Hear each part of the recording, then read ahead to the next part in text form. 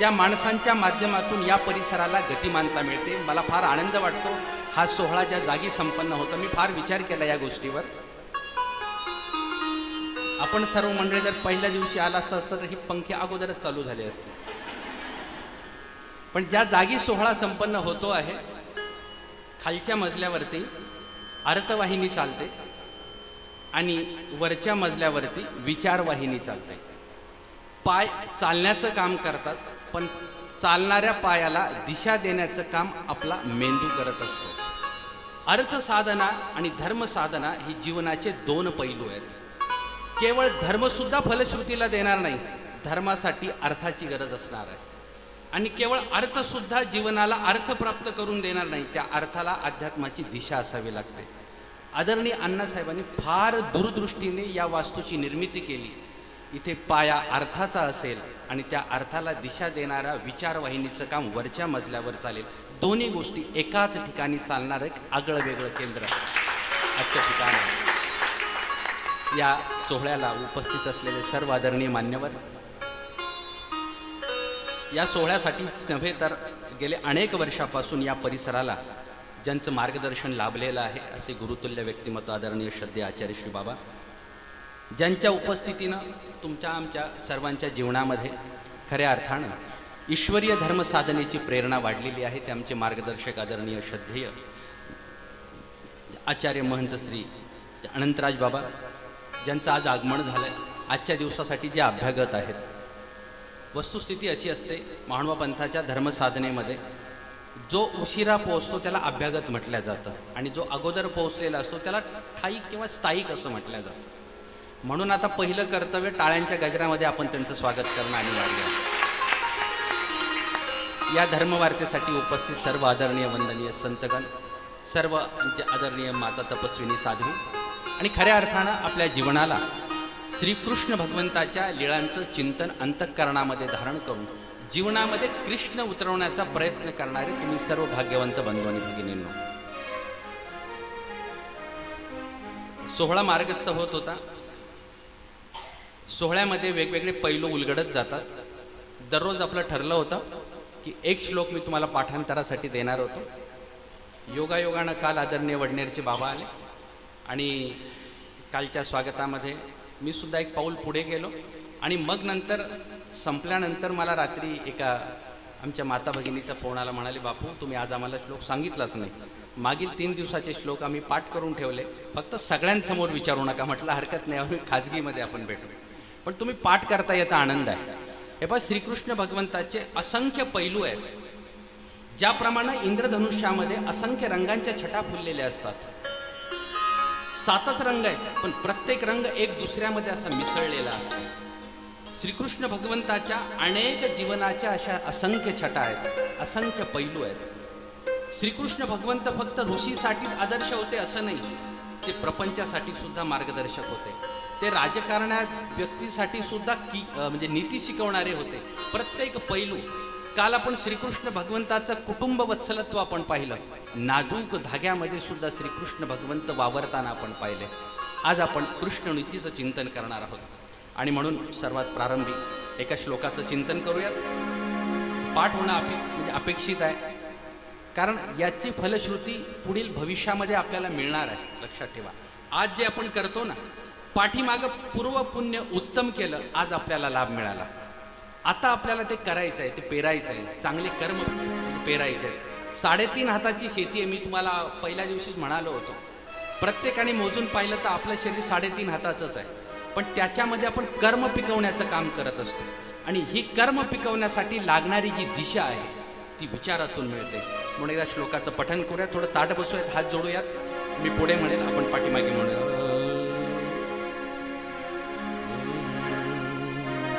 एकं शास्त्रं देवकी पुत्रगीतम्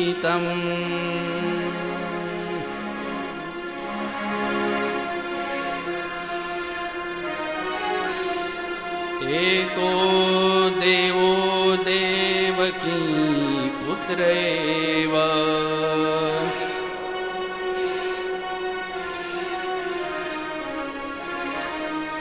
एको मंत्र तस्य नामानि यानि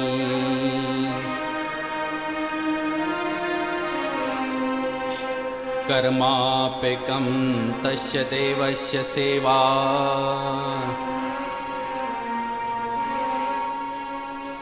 कर्माप्यकं तस्य देवस्य सेवा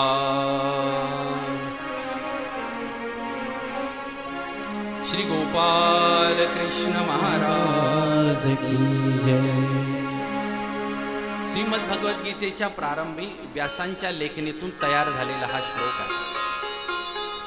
श्रीकृष्ण नीती अभ्यासताना श्रीकृष्ण भगवंत कसा आहे, त्याची नीती कशी आहे, ही नीती समजून घेताना हा श्लोक सर्वात आधारभूत आहे। जगाच्या पाठीवर सर्वच शास्त्रांना उच्चिष्ट करणारे व्यास यांना वेदव्यास असं म्हटलं जातं। वेद या शब्दाचा अर्थ विद्वान असा केला जातो। विद म्हणजे जाणणे, विद या धातूपासून विद्वान हा शब्द तयार झालेला आहे। असे जे वेदव्यास होते, या व्यासांनी लिहिलेला रचलेला हा श्लोक आहे। जगाच्या पाठीवर एकच शास्त्र आहे। कोणतं शास्त्र? जे देवकी पुत्र गीत, जे देवकीच्या पुत्रानं म्हणजे श्रीकृष्ण भगवंताच्या मुखातून प्रसवलेली गीता, हे जगाच्या पाठीवर एकच शास्त्र आहे। इतर शास्त्र आहेत, विद्या नाहीत। लक्षात घ्या, संस्कृतमध्ये एक सुभाषित असं आहे, सा विद्या या विमुक्तया। जी मुक्त करते ती विद्या, आणि जी बंधनामध्ये टाकते तिला विद्या नाही म्हणता येत। अध्ययनाच्या अनेक शाखा आहेत, महाविद्यालय आहेत, हे आपल्याला सुशिक्षित करतील।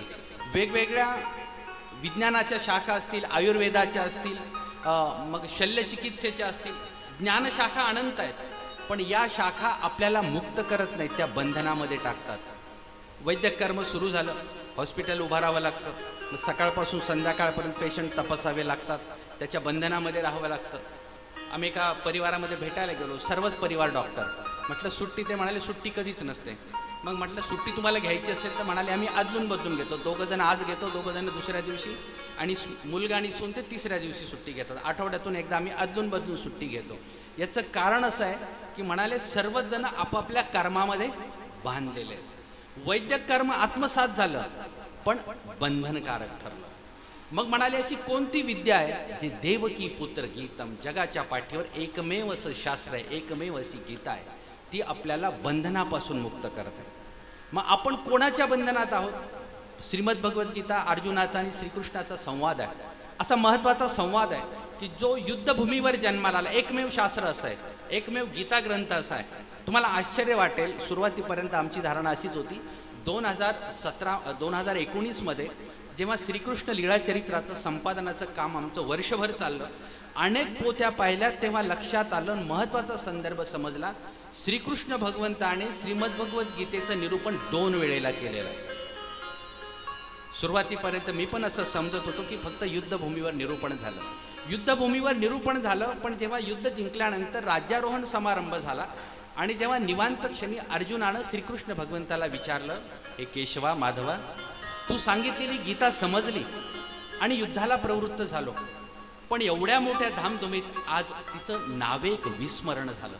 लक्षात ठेवा, अर्जुन देवांचं वैशिष्ट्य स्वामी सूत्रामध्ये सांगतात, बाई अर्जुन देव असे होते, पुसत्या अर्जुनाचा अभिप्राव ऐसा, जे शर सांदलिया ऐशा शंका, बाणापाठी बाण मारावेत की नाही इतक्या शंका।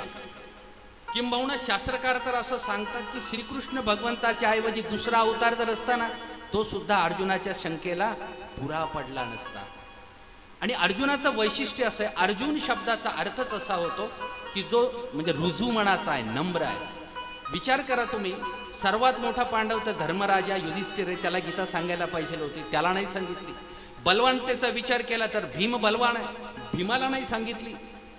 सौंदर्याचा विचार केला तर नकुल इतका सुंदर दिसतो, सहदेवाला सर्व भविष्य आत्मसात आहे। या 4ही पांडवांना सांगितली नाही, गीता निरूपण केली अर्जुन देवांना, दोन वेळेला निरूपण केली, अर्जुन देवांनाच केली। मग असं काय होतं अर्जुन देवांकडे? याचं कारण असं आहे, काल आपण पाहिलं की संदीपनी ऋषींच्या आश्रमामध्ये 14 विद्या 64 कला श्रीकृष्ण भगवंतांनी आत्मसात केल्या। तेवढ्याच विद्या आणि तेवढ्याच कला अर्जुनाने देखील आत्मसात केलेल्या होत्या। म्हणून अर्जुन देव आणि श्रीकृष्ण भगवंत पातळीच्या दृष्टीनं समान अवस्थेमध्ये होते। आपल्याला कोणता गुरु आवडतो माहिती आहे? शिष्य जर उपाद म्हणत असेल ना तर त्याला गुरुसुद्धा उपाद म्हणताच पाहिजे, निरुपाद म्हणतं गुरु आवडत नाही। मी जर फार उच्च शिक्षित असेल तर मलाही असं वाटतं की माझा गुरु उच्च शिक्षित असला पाहिजे। मला लोकांमध्ये मिरवता आलं पाहिजे, सांगता आलं पाहिजे. आपल्याला सगळ्यांना गोपीचंदाची संदर्भ तर माहिती आहे. उपाधीला समाज भूलतो. स्वामी सुद्धा सांगतात, बाई उपाधी मानिजे, उपाधी मानलं पाहिजे. जर मानलं नाही ना, जर उपाधमंताचा सन्मान झाला नाही, तो दुखावला गेला, तर ती माणसं आपल्यासाठी अपायकारक ठरतात. आणि कृष्ण गीतेमध्ये आपण हेच अभ्यासतो. आणि म्हणून श्रीकृष्ण भगवंताचं वैशिष्ट्य सांगतानाच व्यास असं म्हणतात, जगाच्या पाठीवर एकच शास्त्र आहे आणि ते म्हणजे श्रीकृष्ण भगवंताची गीता. एकम शास्त्रम देवकी पुत्र गीतम, एको देवो देवकी पुत्र एव. जगाच्या पाठीवर पुत्र म्हणून मिरविण्यासाठी एकमेव असा श्रीकृष्ण भगवंत आहे. काल आपण पाहिलं पुत्रत्वाचं कर्तृत्व. पुत्र भावा ऐसा जो जयाचा त्रिलोकी झेंडा, आहे की नाही? असा पुत्र असला पाहिजे, ज्याच्याबद्दल आई वडिलांना स्वाभिमान वाटावा, असा असणारा श्रीकृष्ण भगवंत. आणि मग जगाच्या पाठीवर म्हणाले असा एकच मंत्र आहे. मंत्र खूप आहेत, अनंत आहेत. आपण भजनही म्हणतो. गीतेमध्ये अनेक मंत्र सांगितलेत, पण एकच मंत्र असा आहे, तो कुठला? एको मंत्र तस्य नामानियानी, जे त्याचं नाम घेणं हाच सगळ्यात मोठा मंत्र आहे. आणि त्याच्याच मंत्राने कर्मापेकम तस्य देवस्य सेवा, या श्रीकृष्ण भगवंताची सेवा करणं हा सगळ्यात मोठा विचार आहे. कालच आदरणीय विवेक शास्त्रींनी आपल्याला सांगितलं होतं. आदरणीय अण्णासाहेबांचं आवडतं जे वाक्य आहे, जो थांबला तो संपला. माणसानं आयुष्यभर गतिमान झालं पाहिजे. आणि हे गतिमानतेची शिकवण देणारा पुतळा जेव्हा आपण पाहतो, एक पाऊल पुढं उचललेला आहे. चौकातला पुतळा जेव्हा पाहतो आपण, एक पाय पाठीमागे. दोन्ही पायांचं वागणं किती विसंगत आपल्याला वाटतं. एक पाय पुढे आहे, म्हणजे अगोदर उजवा पुढे, मग डावा पुढे येतो, परत उजवा पाठीमागे जातो, डावा पुढे येतो, मग डावा पुढे जातो, उजवा पाठीमागे. दोन्ही पाय एकाच माणसाचे, एक मागे एक पुढे, पण दोन्हीही पाय त्याला आधारभूत आहेत. आणि म्हणून संतांच्या चरणावर आपण डोकं टेकवतो. अनेक माणसांचा इतिहास पाहतो मी, आपण इतिहासाचा अभ्यास करतो. एक एक व्यक्ती, एक एक पैलू आपल्याला असा पाहायला मिळतो. राजा शिवछत्रपतींच्या कथा आपण जेव्हा पाहतो, राजा संभाजी महाराजांच्या अनेक घटना आपण अभ्यासतो. यांच्याकडे कर्तृत्व आलं असेल कुठून? स्वातंत्र्य संग्रामामध्ये अनेक असले. महात्मा गांधींच्या अंगावर अल्पवस्त्र आहे, पण अल्पवस्त्रातल्या शरीराची अंगकाठी अतिशय दुर्बल झालेल्या व्यक्तीच्या हातामध्ये काठी आहे. आणि चले जाव दोनच शब्द उच्चारल्यानंतर संपूर्ण भारत पेटून उठतो. 1942चा लढा निर्माण होतो आणि 47मध्ये इंग्रजांना या देशातून काढता पाय घ्यावा लागतो. असं काय होतं? त्या दोन शब्दामध्ये आचार होता, त्या दोन शब्दामध्ये विचार होता. संपूर्ण जगाला प्रज्वलित करण्यासाठी लागणारा मंत्र हा आचाराचा होता. म्हणून इतिहास आपल्याला ही पानं शिकवतो. इतिहास, आणि म्हणून इंग्रजीमध्ये फार एक सुंदर वाक्य आहे, इतिहासाची पुनरावृत्ती होते. History repeats itself. इतिहासाची पुनरावृत्ती होते. पण ही पुनरावृत्ती करायची असेल तर आपल्याला इतिहास अभ्यासावा लागतो. 5000 वर्ष उलटून गेली, श्रीकृष्ण भगवंत पुन्हा पुन्हा का अभ्यासायचा? आजही नित्य नूतन आहे. श्रीकृष्ण भगवंताच्या गीतेवर असंख्य प्रकारची भाष्य झाली, आजही आपल्याला तो नवीन वाटतो. काल आमची एक भगिनी भेटली, आज ती इथे नाही आहे, पण तिने सांगितलं, बापू मला श्रीकृष्ण भगवंताच्या गीतेच्या एक एक श्लोकाचा अर्थ लिहायचा आहे. तिला म्हटलं, अर्थ लिहिणं ही तुझी समज जरी असेल तरी उलट परमेश्वराला प्रार्थना करायची की मला या निमित्तानं तुझं वाक्पुष्पार्चन सेवा करता आली पाहिजे. तुला अर्थ, परमेश्वर तुला स्फुरवेल. स्वतःची अध्यात्म साधना उन्नत करायचा प्रयत्न करायचा, आपोआप या गोष्टी होतात. म्हणून इतिहास आपल्याला माहिती असला पाहिजे.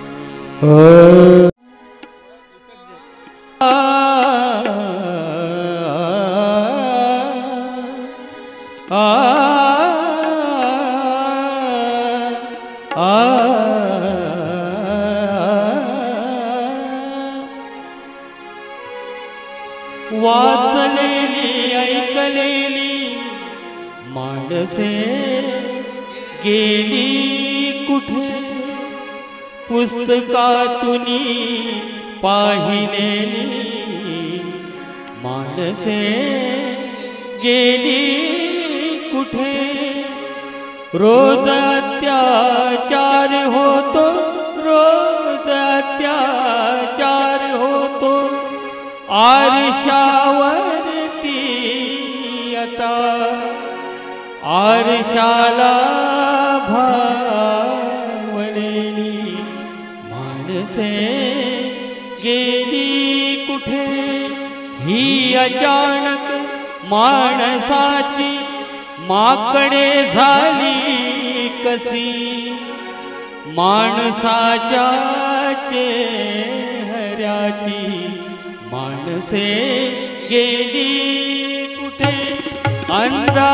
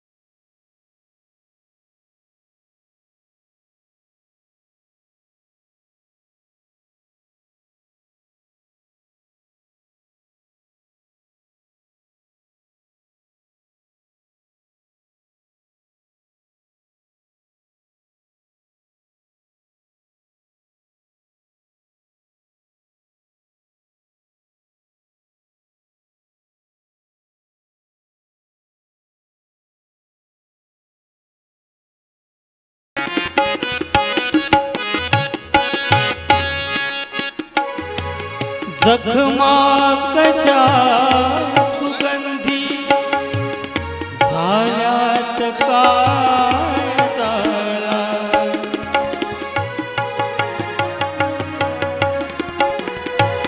जखमा कशा सुगंधी सागमप गमग सारी सागमप पम गम पणी सागनी सानी द पम पग गम पणी सा गम पणी सा गम पणी सा जखमा कशा सुगंधी जखमा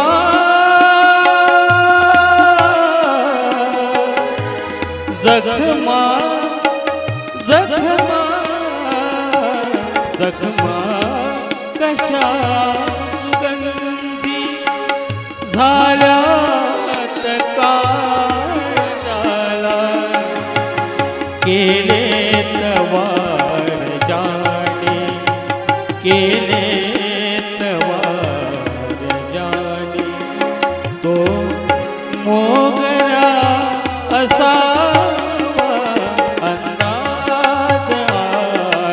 आरशाचा, वाटे खरा असावा बहुतेक माणसाचा,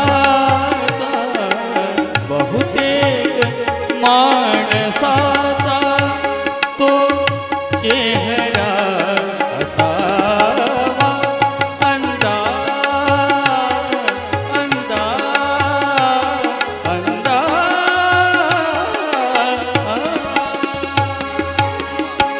सकाळी उठल्यापासून 3-3 वेळेला चेहऱ्यावरून हात फिरवतो, आरशात बघतो. आरशात बघणार नाही असा माणूसच नाही, पण आरशाची जाणीव करून देणारा जर समोर आला तर तो आपल्याला आवडत नाही, कारण तो आपल्या मनासारखं बोलत नाही. मनासारखं बोललं की तो माणूस आपल्याला आवडतो. पण आरसा असा आहे, आरसा आपल्याला सत्य दर्शन घडवतो. आपण जसे आहोत की नाही असं दिसण्याचं काम, असं दाखवण्याचं काम आरसा करतो. कुठंतरी कुणाचं तरी किरकोळ असं छोटंसं भांडण होतं आणि चेहऱ्यावरचा भाव उतरून जातो. अंतःकरणामध्ये विरहता असेल. सकाळपासून मुलीच्या लग्नात मुलाच्या लग्नात धावपळ करणारी वरमाई पाहिली की तिचा चेहरा लक्षात येतो की हीच वरमाई आहे. सांगावंच लागत नाही, तिचा चेहराच आपल्याला सांगतो. पण संध्याकाळी मुलीला सासरी पाठवताना तिचा चेहरा पाहण्यासारखा होतो. एकच तर स्त्री आहे, सकाळी पण तीच होती, दुपारी तीच, संध्याकाळी तीच आहे. पण तिन्ही वेळची अवस्था बदललेली आहे. आता अंतःकरणामध्ये हुरहुर आहे. आता डोळे बोलायला लागतात, डोळ्यांमधून अश्रू व्हायला लागतात. स्त्रिया अश्रू दाखवू शकतात, रडू शकतात. बापाला रडता येत नाही. बाप कुठेतरी मंडपातील एखाद्या खांबाचा आधार घेतो आणि कुणी बघणार नाही असं बघून पटकन आपल्या डोळ्यातील अश्रू पुसतो. बापाला रडता येत नाही. त्याचं रडणं हे अंतःकरणातलं असतं. आरसा असा आहे, आरसा आपल्याला सत्य दर्शन घडवतो. आरशाचा शोध घेता आला पाहिजे. फार सुंदर असलेली गझल आहे. पण गझलेचा जो भावार्थ आहे जीवनाची सत्यता आपल्याला दर्शविणारा आहे. श्रीकृष्ण भगवंताच्या जीवनाचं चिंतन करताना, नीतीचा अभ्यास करताना, खरं म्हणजे कृष्ण नीती अशी आहे की ती आजही आपल्यासाठी उपयोगी फलश्रुतीला देणारी आहे. चाणक्यांचा फार सुंदर असा एक श्लोक आहे. त्या श्लोकाचा भावार्थ असा आहे, जगाच्या पाठीवर 4 प्रकारच्या नीतीचे स्तंभ मानले जातात. साम, दाम, दंड, भेद, हे 4 प्रकारचे त्याचे पैलू आहेत. एका चौकोनी असलेल्या ठोकळ्याचे 4 पैलू असावेत की नाही अशा प्रकारचे. कुठलाही एक पैलू जर अपुरा असेल ना तर त्याचा चौकोन पूर्ण होत नाही. 4ही कोण असलेच पाहिजे. 4ही कोणाच्या याला चौकोन असं म्हणतात, असं शाळेमध्ये तुम्ही शिकवता सगळ्यांना, आहे की नाही. काही माणसं अलीकडे कुटुंबही चौकोनीच झालंय. पती पत्नी आणि 2 मुलं, 1 मुलगा 1 मुलगी, चौकोनी कुटुंब. याच्या पलीकडचं हे नाही. पूर्वी फार हे वेगळी होती आपली अवस्था. प्रत्येक कुटुंबातील 1 मुलगा देशाच्या संरक्षणासाठी जायचा. प्रत्येक कुटुंब, तुम्ही सातारा जिल्ह्यामध्ये जर कधी आलात तर सातारा जिल्ह्यामध्ये निडाम पाडळी असं एक गाव आहे. त्या गावातील प्रत्येक कुटुंबातील 1 मुलगा आणि मोठा मुलगा, घरातील सगळ्यांच्या घरातील मोठा मुलगा हा सैनिकांमध्ये, सैन्यामध्ये भरती होतो. गावाचा इतिहासच असा आहे. माझा मुलगा मला देशासाठी समर्पित करण्यासाठीची असलेली राष्ट्रभक्ती. 1 मुलगा अध्यात्म साधनेसाठी, ईश्वर धर्मासाठी संकल्पित करण्याची असलेली वृत्ती. तुम्ही विचार करा, हे आपल्या अवतीभोवती जे संत साधक दिसतात, मार्गस्थ दिसतात. मला आठवतं, तुम्ही अनेकदा ऐकलं असेल, आदरणीय शहाद्याच्या बाबांनी आपल्याला सांगितलं, खर्द्यातील अनेक गोष्टी ते सांगतात. म्हणाले, अशी आई होती, असे माझे बाबा, आणि त्यांनी मला असं संकल्पित केलं, माझी अशी शारीरिक अवस्था. आदरणीय अनेक आचार्यांच्या तुम्हाला मी घटना सांगू शकतो, कारण अनेकांच्या मुलाखती आम्ही घेतलेल्या आहेत. 22 डिसेंबरला आदरणीय श्रद्धेय आचार्य श्री रिद्धपूरकर बाबा अजिंठा निवासी यांचा एक कार्यक्रम संपन्न होता. त्यांची एक मुलाखत आम्ही घेतली होती. ते म्हणाले, बापू माझी अवस्था अशी होती, नांदेड जिल्ह्यामधलं परभणीतलं गाव, ते कुठला तरी एक रोग आला, त्याला मुडदूस असं म्हटलं जातं, की पोट मोठं होतं आणि शरीराचे हातपाय बारीक होतात. इतके बारीक होतात की ते काडीसारखे होऊन जातात. आईला सुद्धा खात्री नव्हती. आईला वाटलं आता हे काही जगणार नाही, याचा काही उपयोग नाही, काय करावं. कुणीतरी सांगितलं, म्हणाले महानुभावांच्या मार्गामध्ये महिला मुलांना सांभाळतात.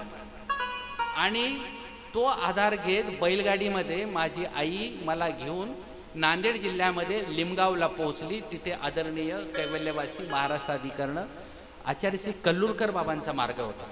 त्यांचं महावाक्य होतं, मार्ग तिथे होता. त्या मार्गामध्ये एक असलेल्या वयोवृद्ध स्त्री तिथे साधना करत होती. कुणीतरी सांगितलं, म्हणाले ही स्त्री तुमच्या मुलाला सांभाळेल. आणून म्हणाले मंदिरामध्ये ठेवलं.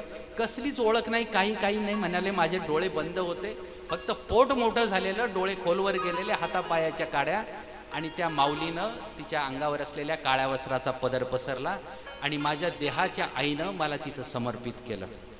महानुभाव पंथाच्या माता किती भाग्यवान असतात, ज्याच्याशी कसलाही देहाचा संबंध नाही, ज्याचं नाव सुद्धा माहिती नाही, त्याच्यावरती प्रेम करत वाढवण्याचं काम करतात. खरं म्हणजे महानुभावांच्या मातांवर बोलता येण्यासारखं खूप काही आहे. एवढ्याच साठी की हा भविष्यामध्ये ईश्वर धर्मासाठी पाहे हा ईश्वर धर्माशी योग्य होईल, आणि जेव्हा योग्य होईल तेव्हा परमेश्वराला संतुष्टता होईल. त्या संतुष्टतेला कुठेतरी माझं समर्पण कामी लागलेलं असेल. अनेक माता आम्ही अशा अवतीभोवती पाहिलेल्या आहेत. हे मला तुम्हाला सांगण्याचं कारण असं की जेव्हा समर्पणशीलतेचा भाव असतो, कुटुंबामध्ये 1 मुलगा राष्ट्रनिष्ठेसाठी, 1 मुलगा म्हणाले अशा प्रकारे धर्मनिष्ठेसाठी समर्पित केला जात असायचा. हे सगळं यासाठी आहे की अशा प्रकारची माणसं असायची. मग श्रीकृष्ण भगवंताच्या नीतीचा विचार करताना 4 पैलू आपल्या डोळ्यासमोर आहेत. साम, दाम, दंड आणि भेद. बोलताना असं बोलतो पण याचा क्रम वेगळा आहे. साम म्हणजे समन्वय करणे, जुळून घेणे, समझोता करणे. एखाद्याची आपली समस्या निर्माण होते, वाद निर्माण होतो, बांध एकच असतो, दोघांचा बांध. मग दोघांनी दोन्ही बाजूने तो इतका टोकरलेला असतो की छोटा रस्ता राहतो, मग जाता येत नाही. मग 2 जण एकत्र आले, भांडण झालं, पुढे कोर्टापर्यंत गेले. वकिलांनी सांगितलं ते मिटवता येणार नाही, तुम्ही एकत्र बसा आणि मिटून घ्या. मग 2 एकत्र बसले, समझोता सुरू झाला, वाटाघाटी सुरू झाल्या. राष्ट्रांच्या होतात, देशाच्या होतात, कुटुंबाच्या होतात, पक्षांच्या सुद्धा युती होतात, वाटाघाटी होतात, समझोता होतो. युतीतलं राजकारण सुरू होतं. 1 नाही, 2 नाही, 3 पक्ष एकत्र येतात, कामकाज सुरू होतं. सुरळीत चालण्यासाठी समझोता करावा लागतो. पण समझोता करताना 2 पावलं स्वतःच्या पाठीमागे सरकावं लागतं. मला बाबा असंच लागतं, याच्याशिवाय जमत नाही अशी म्हणणारी माणसं जेव्हा घरात ग्रहलक्ष्मी वेगळ्या वृत्तीची येते की नाही, आपोआप जमवून घेतात. कारण माहीत असतं याच्याशी जमवल्याशिवाय आपलं काम. दिवसभर कुठेही फिरला तरी संध्याकाळी तिथंच जावं लागेल. मांजर दिवसभर कुठेही फिरेल पण संध्याकाळी, मी मांजराबद्दल सांगतो, अशी असलेली अवस्था. समझोता करावा लागतो प्रपंचामध्ये विशेष प्रकारे. प्रपंचात नाही, अध्यात्मात फार करावा लागतो. तुम्हाला माहिती आहे सगळ्यांना, अवतीभोवती किती समजून घ्यावं लागतं सगळ्यांना माहिती. अरे घरातल्या 4 माणसांना समजून घेता घेता तुमची नाकी नव्हते. आमच्या मार्गात 40-40 लोक आहेत, समजून घेताना किती समजून घ्यावी लागेल. मला तर आधी करणं तर कमालीचे वाटतात, म्हणजे आपण कल्पना नाही करू शकत. एवढी सगळी माणसं एकत्रित कशी नांदत असतील, कशी राहत असतील. भांड्याला भांडं तिथे लागत असेल, पण लागल्यानंतर त्याचा आवाज कुठपर्यंत पोचवायचा हे आपल्या हातात असतं. भांड्याला भांडं लागणारच आहे. कृष्णनीती इथं समजून घ्यायची. श्रीकृष्ण भगवंताच्या राजवाड्यामध्ये 16 सहस्र स्त्री आहेत. किती भांडे वाजत असतील, पण वाजलेल्या भांड्याचा आवाज कधी इतिहासामध्ये आला नाही. कृष्ण इथं समजून घ्यायचं आपल्याला लक्षात. कृष्ण इथं समजला पाहिजे. कुठल्या गोष्टीचा आवाज करायचा. मला असं वाटतं सकाळीच आमचा काहीतरी विषय कुठेतरी झाला होता जिज्ञासेच्या निमित्तानं. ए जसे कार्य संन्यासाती, कार्याचा संन्यास अपेक्षित आहे. भांडण कुठं होत नाही, वाद कुठे होत नाही, तिथल्या तिथं सोडता आलं पाहिजे. कुठले फंक्शन डिलीट करायचे आपल्याला जमलं पाहिजे. मोबाईलमध्ये आदरणीय बाबांनी मगाशी आम्ही चहा पित होतो, ते 4-5 फंक्शन एकत्र ओपन, ते पुढे काही सरकेच ना. बाबा असं म्हटलं, बाबा काय झालं? मला सरकत नाही. पाहिलं तर भरपूर फंक्शन ओपन. म्हटलं बाबा इतके फंक्शन ओपन असलं मोबाईल कसं चालेल? माणसाचंही असंच आहे. खूप साऱ्या गोष्टी डोक्यात असल्या ना की माणसं ते गतिमान होत नाही, अशी अवस्था आहे. काही गोष्टी डिलीट करता आल्या पाहिजे. मागच्या पिढीत कोणीतरी कोणाला तरी काहीतरी बोललेलं असतं, 3-3 पिढ्या 4-4 पिढ्या वैर चालतात. मला सांगा डिलीटच करता आलं नाही. डिलीट करता जर आलं नाही तर ते यंत्र कामाचं नाही, तो माणूस सुद्धा कामाचा राहत नाही. डिलीट करता आलं पाहिजे, पण डिलीट करताना आपला हेतू मात्र शुद्ध असला पाहिजे. साम म्हणजे समझोता, समझोता करता आला पाहिजे. पण समझोता करून भागत नाही. बऱ्याचदा असं लक्षात येतं कितीही समजून सांगण्याचा प्रयत्न केला तरी माणसं समजत नाही, चांगली भाषा समजत नाही. जिभेतला इतकं वाकळं वळण देऊन सांगितलं तरी सुद्धा माणसं समजत नाहीत. बऱ्याचदा बडबड सुरू असते. मग आपण म्हटलं ना आता तुमचं होऊ द्या, मग मी बोलतो, मग आपोआप गप्प होतात. याचा अर्थ काय? सरळ बोललं की शांत बसा म्हटलं की कळत नाही, पण वाकड्या वळणाने सांगितलं की पटकन समजतं. इंजेक्शन द्यायचं असं डॉक्टर पण फार हुशार असतं. ते अगोदर कापूस चोळतात. त्यांचा हेतू निर्जंतुकीकरणाचा असतो, पण कापूस चोळला की इंजेक्शन कमी दुखतं लक्षात. आणि इंजेक्शन दिल्यानंतर पण एकदा चोळलं की मग बरं वाटतं. डॉक्टर सांगतात आता शेकू नका, थोड्या दिवस सूज येईल, पण काही शेकू नका, काही करू नका, सगळं व्यवस्थित होईल. काही विचार असे पेरावे लागतात. समझोता करून समजून सांगावं लागतं, पण समजून समजत नसेल तर म्हणाले साम करून भागत नाही. मग दामाचा दुसरी पायरी आपल्याला उपयोगात आणावी लागते. दाम देणे म्हणजे प्रलोभन दाखवणे. प्रलोभन दाखवावं लागतं की नाही. धर्मवार्त्याला लोक सहजासहजी यायला तयार होत नाही. नाशिककरांना माहिती आहे, कार्यक्रमाला लोकांची गर्दी करायची तर पहिल्यांदा वेगवेगळ्या परंपरेच्या देवपूजा बोलवाव्या लागतात, हे की नाही. आपण देवपूजा वेळी असलेली माणसं, चांगलंच वेळ आहे, काही हरकत नाही. कमीत कमी देवपूजा करायला तरी धावतात. कशासाठी? म्हणाले देवपूजा वंदन करण्यासाठी गर्दी करून तरी माणसं येतील. प्रलोभन दाखवावं लागतं. संत तुकारामांचा एक फार सुंदर अभंग आहे, त्याचा भावार्थ मी तुम्हाला सांगतो. घेसी तेव्हा देसी ऐसा अससी उदार. म्हणाले तू उदार आहेस, पण अगोदर घेतो, घेतल्याशिवाय देत नाही. आणि परमेश्वर सुद्धा आपल्याकडून घेतच असतो. मग आपल्याला लागलेला वेद असेल, आवडी असेल, तुमची श्रद्धा, भाव घेण्याचा प्रयत्न करतो. पत्रम पुष्पम श्लोकावर असलेल्या टीकेचा संदर्भ मी तुम्हाला सांगितला. पैगा भक्तीचे नि नावे तू फूल एक मजवावे. एकच फूल अर्पण कर, पण ते अर्पण करताना इतक्या श्रद्धेनं अर्पण केलेलं ते फूल पाहून भगवंतालाही असं वाटलं हे फूल चरणाजवळ कसं ठेवावं, ते उचलून आपल्या मुखात घालावं. मुखी तुरुंबावं म्हणजे मुखामध्ये घालावं. त्या फुलाला किती गोडी असेल, आवडी आवा का नाही, स्वामी सूत्रामध्ये सांगतात की नाही. औवेचा भाव खरं म्हणजे थाळनेरची औसा तुमची आमची सगळ्यांची प्रतिनिधी आहे. खानदेशातला माणूस कसा आहे समजून घ्यायचा असेल तर औसा समजून घ्यावी लागेल. तुम्हाला माहिती असेल, माहितीसाठी फक्त संदर्भ देतो. आदरणीय मेरठ निवासी डॉक्टर बाबासाहेबजी बिडकर यांनी औसेवरती फार सुंदर कादंबरी लिहिलेली, हिंदीमध्ये आहे ती. औसाच्या जीवनातील असंख्य पैलू. मला औसा हे पात्र यासाठी आवडतं, असं एकमेव लीळाचरित्रात पात्र दिसतं, ते रुसल्यानंतर पुढे पळतं, तिला समजावण्यासाठी स्वामी मागे पळतात. काय जोडलं असेल हो असं? अरे म्हणाले परमेश्वराच्या मागं भक्त पळतात, याच्यात काही विशेष नाही, पण असा परमेश्वर आहे की जो भक्ताच्या मागं पळतो आहे. एकमेव औसा अशी आहे. रुसली, रागावली, बाजूला निघून गेली आणि तिला समजूत घालण्यासाठी जेव्हा योग आला, सर्वज्ञ श्री चक्रधर प्रभू 4 पावलं सामोरे गेले. कवनी कवनीकडे म्हणती, कवनी कवनीकडे म्हणती. त्या दिवशी गोसावी म्हणतात, आजी हे औसेसी सामोरी जाईल, आज हे नायकाला सामोरे जाणार. असं काय जोडलं असेल? स्वामी उत्तरापंथे निघून गेल्यानंतर सर्वज्ञ श्री चक्रधर प्रभूंच्या आज्ञेनं गोविंद प्रभूंच्या सन्निधानामध्ये आलेली औसा दररोज एक गुळाचा कानवला करून श्री प्रभूंसाठी घेऊन येते आणि तिच्या गुळाच्या कानवल्याचा श्री प्रभू निढळावर श्रीकर ठेवून वाट पाहतायत. काय आवडी असेल? ज्या औसेला श्रीप्रभू निजधामाला गेल्यानंतर नागदेवाचार्य म्हणतात, औसे चल म्हणाले, आता गंगा तीराशी जाऊ, सर्वज्ञांची जी महत्वपूर्ण स्थान आहे ते वंदन करू. औसा पटकन म्हणते, नये रे बा नागना, मी आता येणार नाही. ते गंगा तीर मज तावा तांबी जाळत आहे. ज्याप्रमाणे तांब्याचं तापलेल्या भांड्याने जसा चटका बसतो ना, आता गंगा तीर मला तापलेल्या तव्याच्या चटक्याप्रमाणे वाटेल. माझा साधन दाता तिथे नाही. इतकी आवडी, इतकी श्रद्धा एकाच शब्दामध्ये ती सांगते.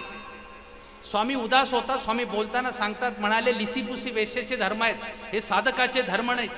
आणि तिला राग येतो. काय म्हणाले देवा, मी सर्व समर्पित केलं आणि तुम्ही माझी बरोबरी सामान्य स्त्रीशी, एक शरीर विक्रय करणाऱ्या स्त्रीसोबत माझी तुलना करतात. रागावली, रुसली आणि पटकन म्हणते, जीजी बापू गोडसिया देवा नाही येणे विनकाज. गोड बोलणाऱ्या देवा तुझा काही उपयोग नाही, तू तुझ्या जागेवर ठीक राहा, मी माझ्या पद्धतीने निघून जाते. तात्काळ निघते. इतकी उदास होते, आत्मघात करायला तयार होते. स्वामींना म्हणते, जीजी आम्ही आहिरे माणूस आहे, आम्ही असे माणसं आहोत, अहिराणी भाषेतले, खानदेशातले, जे कडबाड पाडू ऐसे देह पाडू जाण. पिकलेल्या ज्वारीचं कणीस असतं धांड्याला उगवलेलं, आणि ज्वारी पूर्ण तयार झाल्यानंतर शेतकरी ती ज्वारी उपटतो आणि कणसं कापण्यासाठी इळ्याचा वापर करतो. तेव्हा कणीस वेगळं होतं, त्याचा धांडा वेगळा होतो. एकाच क्षणामध्ये ते कापल्या जातं, तोडल्या जातं. एकच क्षण पुरेसा असतो. म्हणाले आम्ही खानदेशी माणसं असे आहोत. एकदा ठरवलं ना, आर की पार. एक तर बाबा गोड असलं ना तर हे टोक, आणि रागावलो, रुसलो ना तर बस 2-2 महिने फोन करणार नाही, तोंडही बघणार नाही. मग विचारावं लागतं, मंदिरात काय येत नाही? ते असं त्यांनी तसं तिथं बोललं होतं, तिच्याजवळ बोललं, हिच्याजवळ बोललं, आणि ते माझ्यापर्यंत पोहोचलं म्हणून मी मंदिरात. अरे देवाचा ना आपला काय रुसवा आहे? माणसं चुकतात, चुकू द्यात ना. माणसं कुठे चुकत नाहीत. जगाच्या पाठीवर चुकणारा असा एकमेव प्राणी आहे, त्याला माणूस असं म्हणतात. पण चुकता चुकता जो शिकतो तो देव माणूस. आपल्याला देव माणसाकडे जायचं आहे, त्याच्यासाठी कृष्ण नीती समजून घ्यायची. आणि हे समजून घेताना जर समजोता करून जर जमलं नाही, मग दुसरी पायरी येते, ते म्हणजे दाम, म्हणजे प्रलोभन. प्रलोभन द्यावं लागतं. प्रलोभन वेगवेगळं असतं. कधी द्रव्याचं असतं, कधी आमिष दाखवलं जातं, कधी कधी पदाचं दाखवलं जातं. मतदारसंघ राखीव होतो, तिकीट मिळत नाही, पण माणूस महत्त्वाचा असतो. पक्षाला माणूस गमवायचा नसतो. मग त्याच्यासाठी वेगळा एखादा ते काय समिती नेमावी लागते, महामंडळ तयार करावं लागतं. मग महामंडळावर अध्यक्षपद दिलं की साहेब खुश होतात. मग प्रचारामध्ये लगेच रणधुमाळीला सुरुवात होते. स्वतंत्र निर्मितीला संधी द्यावी लागते. लक्षात ठेवा, हे प्रलोभन आहे. साम मग दाम. तिसऱ्या पायरीवर आल्यानंतर मग भेद, ही तिसरी पायरी आहे. म्हणताना आपण सामदाम दंड अगोदर म्हणतो, मग भेद. पण वास्तविक असं नाही. नीतीमध्ये अगोदर भेद सांगितला जातो. कधी कधी हे पहा, बाहेरच्या माणसाला समजून सांगणं फार सोपं आहे, पण घरातल्या माणसाला समजून सांगणं फार अवघड आहे. बाबा तुम्ही जगाला शिकू शकता. एखादा किती मोठ्या विद्यापीठातील वेगवेगळ्या विषयातला डीन असेल, प्राचार्य असेल, पण घरामध्ये राष्ट्रपती जरी असला तरी घरामध्ये गृहमंत्र्याचंच ऐकावं लागतं. तिथे बरोबर अरे भगवंत झाला तरी काय करेल तो? शेवटी त्यालाही घरातल्याच परिवाराचं ऐकावं लागणार. बाहेरची भांडणं सोडवणं फार सोपं आहे, घरातलं सोडवणं फार अवघड आहे.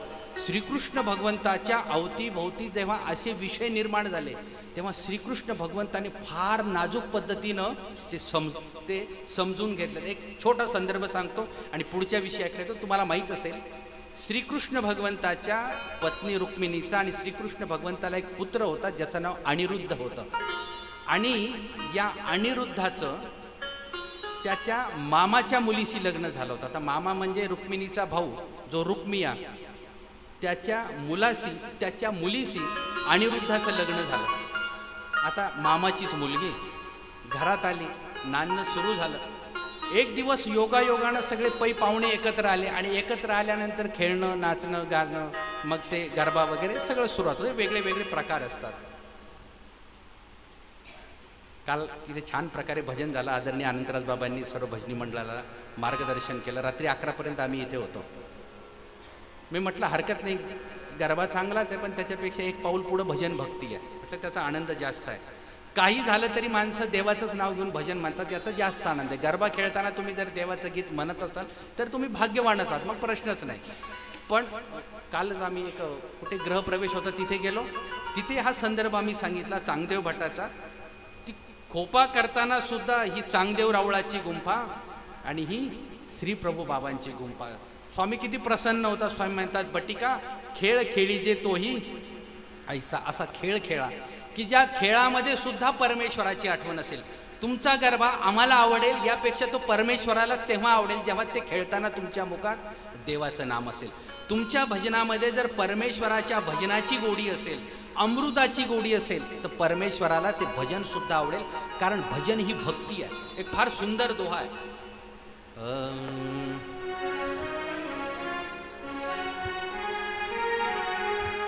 संगीत है ऐसी शक्ति हर सूर में बसे है श्याम,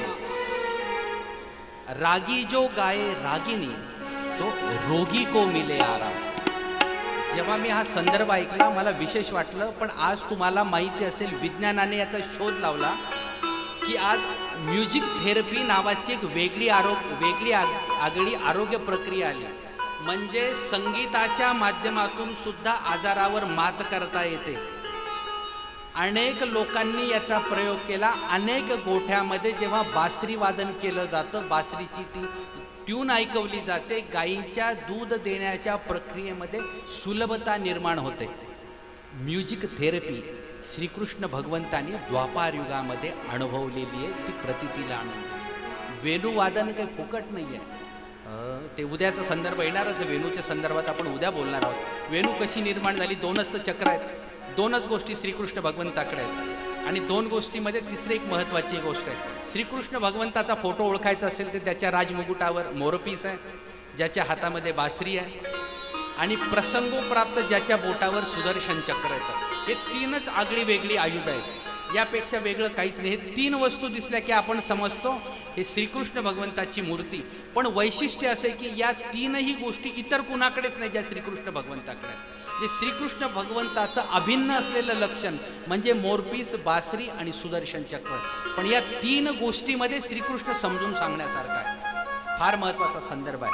पण हे सांगत असताना साम, दाम, दंड आणि भेद आपल्याला जवळच्या माणसामध्ये जेव्हा कलह निर्माण होतो, सगळी मंडळी एकत्र आली, माहेरची मंडळी आली, सासरची मंडळी एकत्र आली, अनिरुद्ध आणि त्याच्या पत्नीचं एकत्रित विवाह झाला, बाकी सर्व गोष्टी झाल्या. कार्यप्रसंगाच्या निमित्तानं हे कौंडिन्यपुराची मंडळी आणि द्वारकेतली मंडळी एकत्र एका ठिकाणी जमली आणि आता खेळाला सुरुवात झाली. रुक्मिया हा त्या अनिरुद्धाचा सासरा होता आणि त्याचा एक पुरोहित होता ज्याचं नाव वक्रदंत होतं. श्रीमद्भगवत आपल्या श्रीकृष्ण चरित्रात हा संदर्भ येतो. दोघांनी द्यूत खेळायला सुरुवात केली.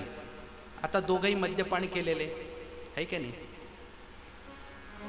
मद्यपान हे जणू काही या लोकांचं दररोजचा विषय होऊन जातो. बस अशीच अवस्था. तर राजे सगळ्या गोष्टी म्हटले की त्यांचं ते सुरू झालं. खेळता खेळता बाकी विधी सुरू झाले, खेळ वाढत गेला. पण खेळ चालू असताना आली ना की ती गावाला सुद्धा उपद्रवकारक ठरतात, कुटुंबाला तर ठरतातच ठरतात.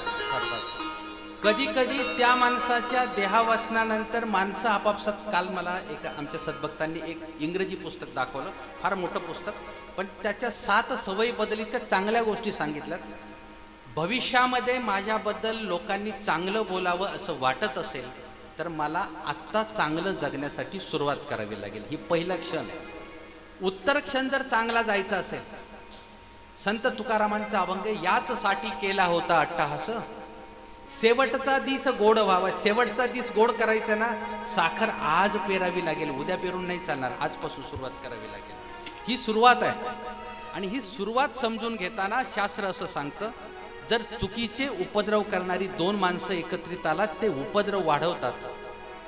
सकाळपासून भोंगा सुरुवात होतो, मग काय करावं लागतं, त्यांना त्याच्यापासून बाजूला करावं लागतं. समजला ना भोंगा? नाही समजला? वा वा, चांगली गोष्ट.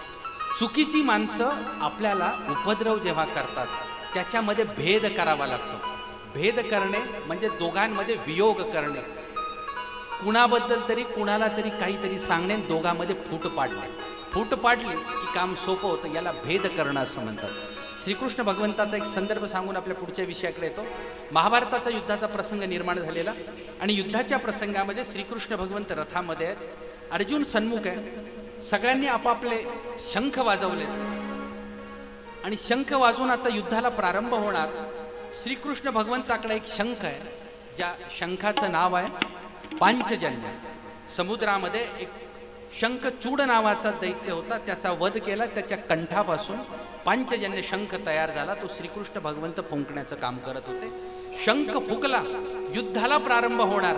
दुसऱ्याच क्षणी कौरवांमध्ये यादव सेनेचा एक सेनापती होता, यादवांची सेना तिकडे होती, त्याचा एक योद्धा होता, ज्या योद्ध्याचं नाव सात्यकी असं होतं. अतिशय सौव्यसाची अप्रतिम असलेला योद्धा.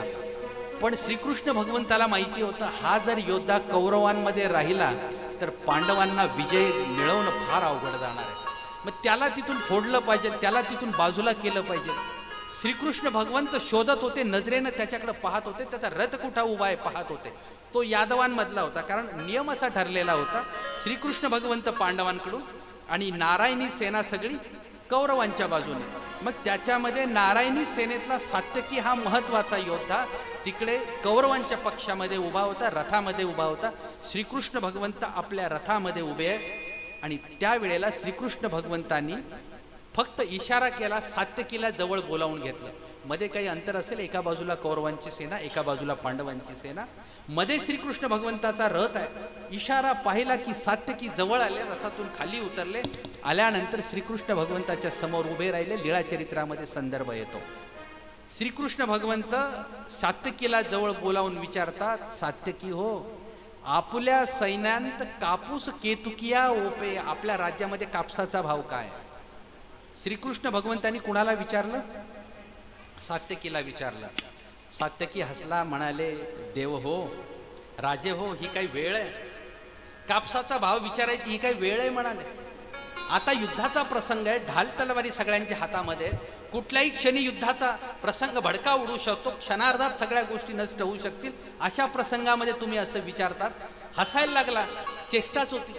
हसायला लागल्यानंतर त्याने आपल्या जवळ असलेलं, त्याच्या कमरेला जो पालव होता त्यातला ते वस्त्र होतं ते आपल्या दातामध्ये धरलं. शरण आल्याचा तो भाव होता. पटकन श्रीकृष्ण भगवंत म्हटले, माझं काम झालं, तू जाऊ शकतो. सात्यकी निघाला. आल्यानंतर आता रथामध्ये बसणार, तेवढ्यात धावत दुर्योधन जवळ गेला आणि दुर्योधनाने विचारलं, सात्यकी हो, श्रीकृष्ण भगवंताने काय सांगितलं? अहो म्हणाले, काय सांगणार? श्रीकृष्ण भगवंताने चेष्टा केली. अरे म्हणाले, ही वेळ चेष्टा करण्याची? काय चेष्टा केली? म्हणाले, राजे हो, आपल्या सैन्यात कापूस केतुकिया ओपे, कापसाचा भाव काय? अरे म्हणाले, तू खोटं बोलतो. दुर्योधनाचा सात्यकीवर विश्वास बसेना. तो म्हणाले, तू हसला, तू खोटं बोलतो, तुझ्या मनात काहीतरी वेगळं आणि तुझ्या चेहऱ्यावरचा भाव काहीतरी वेगळा आहे. परोपरीनं समजून सांगतोय. शेवटी दुर्योधनानं सांगितलं, सात्यकी हो, ऐसे तरी तुम्ही तुमच्या म्हणाले राजाच्याच अधीनात, आमच्या पक्षात फक्त उभे, तुम्ही आमच्या बाजूने काही लढणार नाही, इथं उभे राहण्यापेक्षा तुम्ही तुमच्या बाजूला निघून जा. सात्यकीने विचारलं, भगवंत आता काय करू? हे स्वीकारायला तयार नाही, तू पाठवून दिलं, दोन्हीच्या मध्ये माझी अडचण झाली. म्हणाले, आता तुम्ही आपल्या द्वारकेत परत जा. यादव सेनेतले सगळे वीर जे प्रमुख होते ते पुन्हा निघून गेले याला भेद असं म्हणतात. लीळेची आधीच अशी आहे, सैन्य भेद कथन. नाजूक जी गोष्ट असते की नाही, एखाद्या माणसाच्या संशयित मनाचा घेतलेला फायदा याला भेद असं म्हणतात. आणि श्रीकृष्ण भगवंताच्या गीतेमध्ये असा श्लोक आहे, संशयात्मा विनश्यती. संशय एक गोष्ट अशी आहे, संशयानं विनाश निर्माण होतो. श्रीकृष्ण भगवंतानं गीतेमध्ये 2 संपत्ती सांगितलेल्या आहेत, फार महत्वाच्या संपत्ती, आज सुद्धा उपयोगी आहे. धीरस्तत्र नमुह्यती असा श्लोक आहे. अर्जुना, तू धीर धारण केला पाहिजे. अधीर असलेली माणसं कशाच्याच कामाची नाही. फक्त सूचना दिली ना, देवपूजेला रांग लावा, माणसं सगळ्यांना तुडून पुढं पळतील. धीरच नसतो. देवपूजा सगळ्यांची होईपर्यंत थांबणार की नाही. बाबा तसे जाणार नाही, आणलेल्या देवपूजाला तशी गादी लागणार नाही, प्रत्येकाची देवपूजा होणारच आहे. पण आपल्याला घाई एवढी असते. धीरस्तत्र नमुह्यती. अधीर असलेली माणसं समाजाच्या कामाची राहत नाही. स्थिरता आणि धीरता 2 संपत्ती आहेत. धैर्य असलं पाहिजे आणि स्थैर्य सुद्धा असलं पाहिजे. स्थिरता नसेल, सांगू तुम्हाला, स्थिरता 2 तास 2.5 तास आपण सगळेच बसतो. 2 तासामध्ये मी मांडी सुद्धा बदलत नाही, मी जसा आहे तसा बसतो. तुम्ही स्वतःच्या स्थिरतेचा विचार करा. सपाट बूड असलेलं भांड स्थिर बसतं. ज्या भांड्याला बूड नाही ना, ते भांड कधी स्थिर राहत नाही. श्रीकृष्ण भगवंत स्थिरता सांगतायत, मनाची स्थिरता, पण त्याच्या अगोदर शरीराची स्थिरता. शरीरच किती स्थिर असलं पाहिजे. तुम्हाला आश्चर्य वाटेल, कौरव पांडवांचं एवढं प्रचंड 18 अक्षयोनी सेना आहे. सगळी अवतीभोवती उभी 40 लाख लोक आहेत.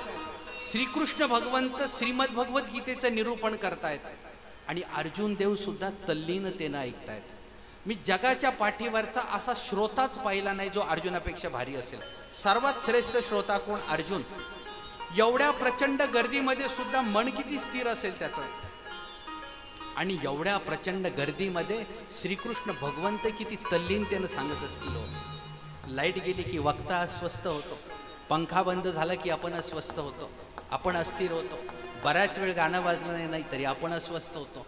माणसाला अस्वस्थ होण्यासाठी काहीच लागत नाही, फक्त कुठंतरी काहीतरी चाहूल झाली की माणसं अस्वस्थ होतात, कारण आपण खऱ्या अर्थानं स्थिर झालेलो नसतो.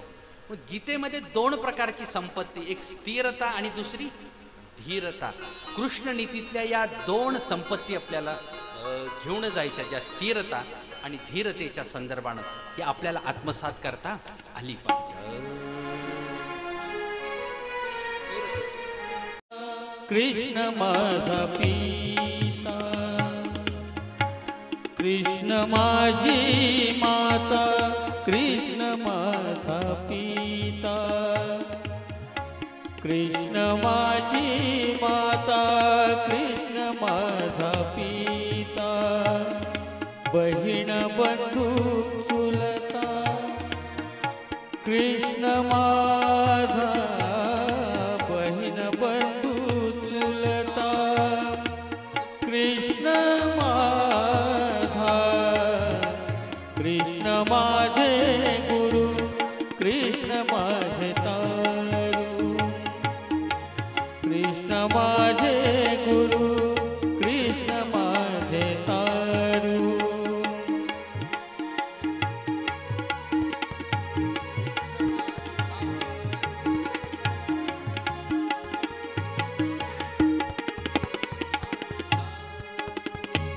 उतरी पहिलं पारू भवनदीचा,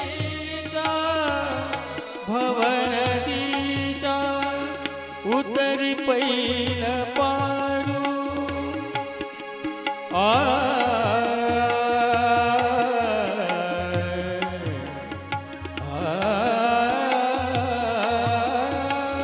उतरी पहिलं पारू भवनदीचा, भवनदीचा, कृष्ण माझे गुरु, कृष्ण माझे तारू, कृष्ण माझे गुरु, कृष्ण माझे तारू.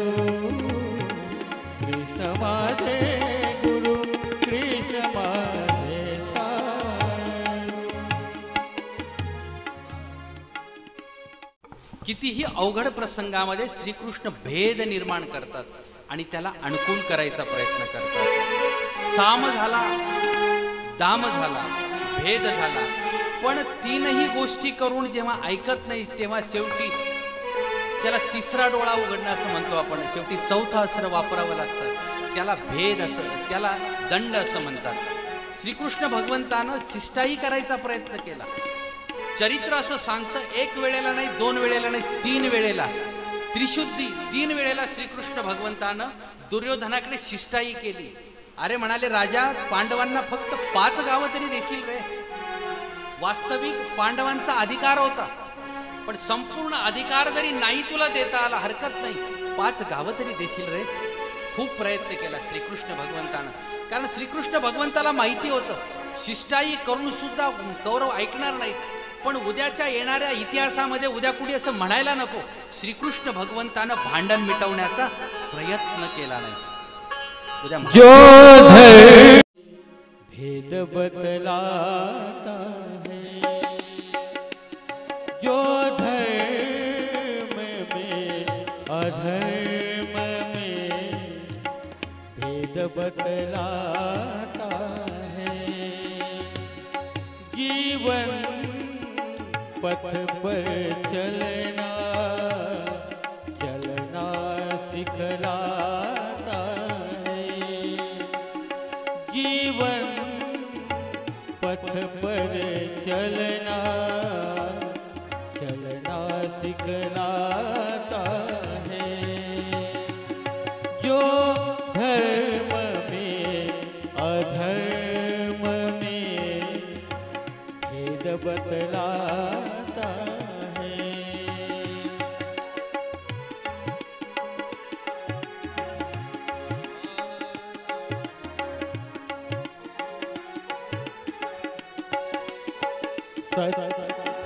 जो सत्य सनातन की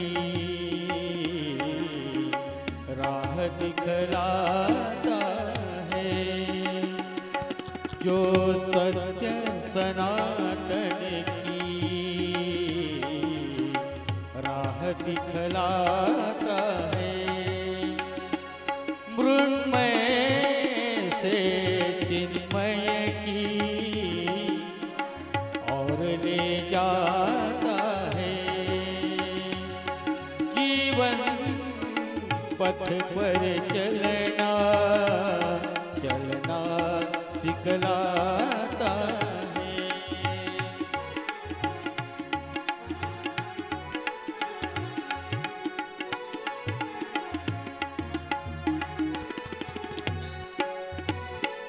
जो धर्म शांति सुख की देकर सीख, जो धर्म शांति सुख की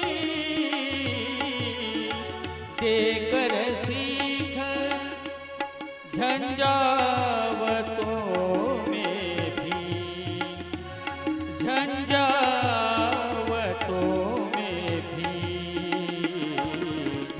हंसना सिखलाता है. झंझावतों में भी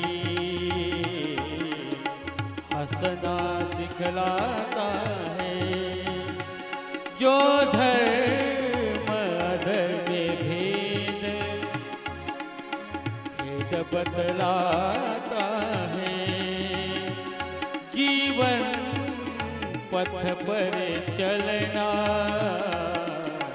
चलना सिखलाता है. लक्षात ठेवा, जगाच्या पाठीवर सर्व सत्य नाही आणि सर्वच असत्य सुद्धा नाही. सत्याचा काही अंश असतो, त्याच्यामध्ये असत्य बेमालूम पद्धतीनं मिसळलेलं असतं. पण या दोन्हीच्या मधल्या आडवाटेचा फायदा घेता आला पाहिजे. कृष्ण नीती म्हणजे कपट नाही, कृष्ण नीती म्हणजे चातुर्य आहे. या दोन्हीच्या मधल्या संदिग्धतेचा फायदा घेणं याला चातुर्य असं म्हणतात. बऱ्याचदा कृष्ण नीती म्हणजे कपट समजलं जातं, पण असं नाही. लक्षात ठेवा, कृष्णानं कधीच कपट केलं नाही, पण संदिग्धतेचा फायदा मात्र घेतला. अचूक ज्याची निरीक्षण शक्ती असते की नाही, फार माणसं याचा फायदा घेतात. जेव्हा पक्षातली माणसं फोडता येत नाही तेव्हा पक्षच फोडून मोकळे होतात. अचूकतेचा घेतलेला फायदा असतो. लक्षात, छोट्या छोट्या गोष्टी असतात. संदिग्धता याच्यावर काम करते.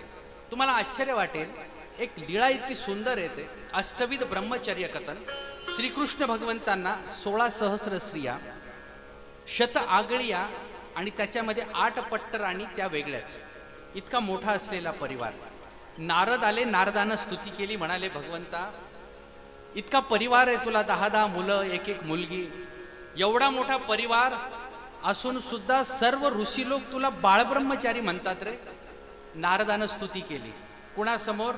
श्रीकृष्ण भगवंताच्या सर्व स्त्रियांच्या समोर. तर कुणासमोर स्तुती करावी नारदालाही कळायला पाहिजे होतं. नारद गेला भांडण लावून. सगळ्यांमध्ये चर्चा सुरू झाली. पण सगळ्यांच्या चर्चेचा विषय वेगळा, पण रुक्मिणी माता विषयप्रेमी आहे. रुक्मिणी मातेला प्रश्न पडला, भगवंता तुझ्यापासून मला 10 मुलं आहेत, 1 मुलगी आहे, पण एवढे सर्व ऋषी लोक तुला बाळब्रह्मचारी कसं म्हणतात? जगाने म्हणावं ठीक आहे, पण मला माहित आहे ना तू सगळ्यांच्या कुटुंबामध्ये, तू सगळ्यांमध्ये वावरतो. कृष्ण भगवंत हसले, उत्तर नाही दिलं. काय इथं उत्तर देणं गरज होती, पण श्रीकृष्ण भगवंताने उत्तर नाही दिलं. उत्तराची वाट पाहिली. अचूक वेळ असते. लगेच उत्तर देऊन मोकळं नाही व्हायचं. योग्य वेळेला उत्तर देण्यापर्यंत थांबता आलं पाहिजे. स्थिरता आणि धीरता लक्षात ठेवा. काही गोष्टीतलं भांडण झालं, लगेच प्रतिक्रिया देऊच नका, थोडं थांबा. वाफ, शिट्टीतून वाफ निघून गेली, कुकर थंड झाला की आता काम सोपं होतं. श्रीकृष्ण भगवंताने बरोबर वाफ जाऊ दिली, काम होऊ दिलं. दुसऱ्या दिवशी संध्याकाळी सांगितलं, उद्या चांगली पर्वणी आहे आणि आतल्या बेटावरती दुर्वास ऋषी म्हणाले निराहारी राहून साधना करतायत. दुर्वास ऋषी कसे आहेत? निराहारी आहेत. पण वैशिष्ट्य असं आहे की निराहारी असून दररोज 60 खंडी अन्न खातात, तरी लोक त्यांना निराहारी म्हणतात. जे उपवासी म्हणावं. तुम्हाला माहित असेल, एका सूत्राचा संदर्भ देतो. महादायसा म्हणते, जीजी तुम्ही असं म्हणताय की तुम्ही गोसाव्याचे राजकुमार आहे की आम्ही कोण आहोत? राजपुत्र आहोत की नाही आपण? श्रीकृष्ण भगवंताचे सर्व साधक राजकुमार आहेत. म्हणाले इकडे राजकुमार म्हणायचं आणि दुसऱ्या दिवशी हातामध्ये झोळी घेऊन भिक्षाम दे. अरे राजकुमार कुठे भिक्षा मागतो का? पण हे वैशिष्ट्य स्वामी सांगतात, भिक्षा मागून सुद्धा भोजन करून तुम्ही नित्योपवासी आहात. म्हणजे कारण आपण आपल्या इच्छेने खात नाही, आम्ही ठरवलेलंच नाही. आज मला माहिती संध्याकाळी जेवताना कढीन खिचडी येणारच आहे, त्याच्यात बदल. फेवरेट डिश ठरलेलीच आहे. किती जागा बदला, गावं बदला, डिश मात्र फिक्सच असते. जेव्हा आपल्या इच्छेनं आपण सांगतो ना, तिथे आपलं मन गुंतल्या जातं. लक्षात ठेवा. श्रीकृष्ण भगवंत सुद्धा हेच सांगतात रुक्मिणी मातेला. म्हणाले उद्या त्यांच्या दर्शनाला जा. आता एकटी कशी जाईल रुक्मिणी माता? सर्व परिवार सोबत, तिचा सर्व दासी सोबत, सगळ्यांना सोबत घेऊन निघाली. आणि श्रीकृष्ण भगवंताला विचारते की मध्ये आता समुद्र आडवा येईल, आता काय करू, पलीकडे कशी जाऊ?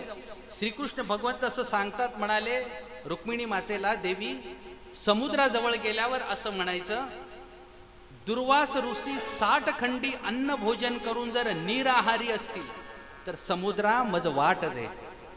म्हणता क्षणी समुद्र दुभंगला. रुक्मिणी माता, तिच्या सर्व सखी, सर्व ते सेवक चालत चालत आतमध्ये गेले, बेटापर्यंत पोहोचले. दुर्वास ऋषींना नमस्कार केला, पाया पडले. दुर्वास ऋषींच्या लक्षात आलं की ही इतक्या सहजासहजी येणार नाही, काही ना काहीतरी कारण असणार.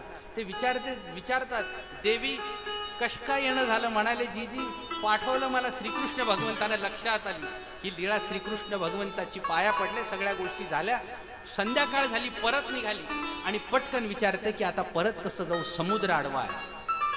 दुर्वास ऋषी सांगतात, देवी समुद्राला आता असं म्हण, श्रीकृष्ण भगवंत बाळ ब्रह्मचारी असेल तर समुद्रा मज वाट दे. आणि आता रुक्मिणीच्या प्रश्नाला उत्तर मिळालं होतं. हे बाहेरच्या माणसाने शंका घ्यावी याच्यामध्ये काही विशेष नाही. घरातली माणसं जेव्हा प्रश्न विचारतात ना, प्रश्न पडतो की यांना काय उत्तर सांगायचं. अशा वेळेला उत्तर न देता बरोबर कृतीतून उत्तर देणं गरजेचं असतं.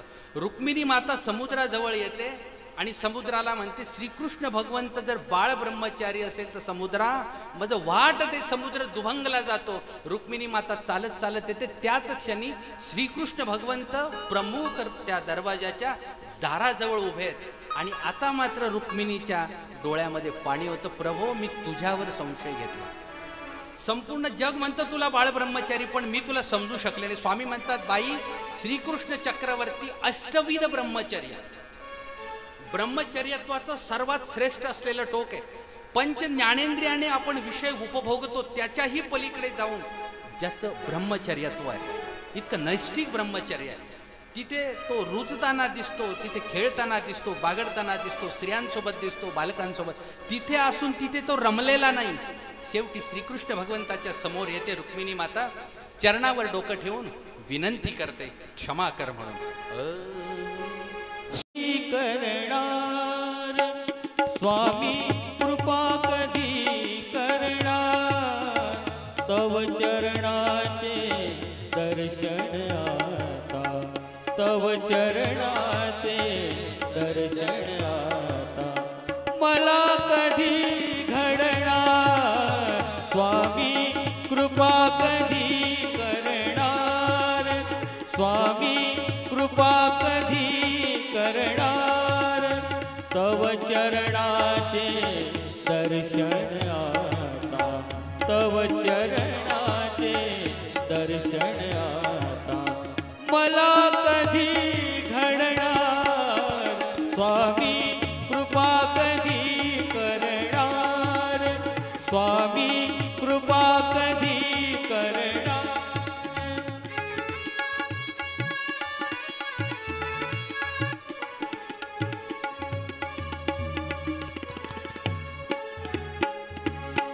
मी अपराधी पापी तापी, मी अपराधी पापी तापी, अहंकारयुत अनसंतापी, अहंकारयुत अनसंतापी.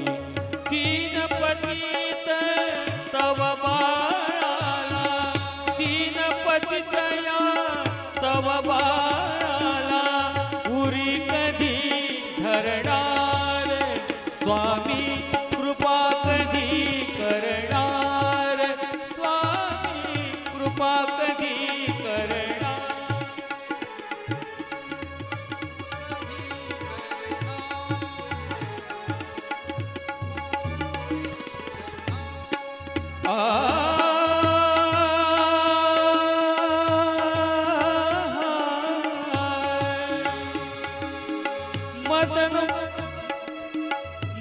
मदमदनाची जोडी नामी, मदमदनाची जोडी नामी, व्यवहारी मन जडले कामी, व्यवहारी मन जडले कामी.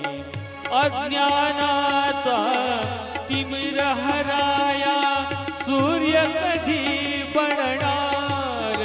स्वामी कृपा कधी करणार, स्वामी कृपा कधी करणार. तव चरणाचे दर्शन आता, तव चरणाचे दर्शन आता मला कधी घडणार, मला कधी घडणार.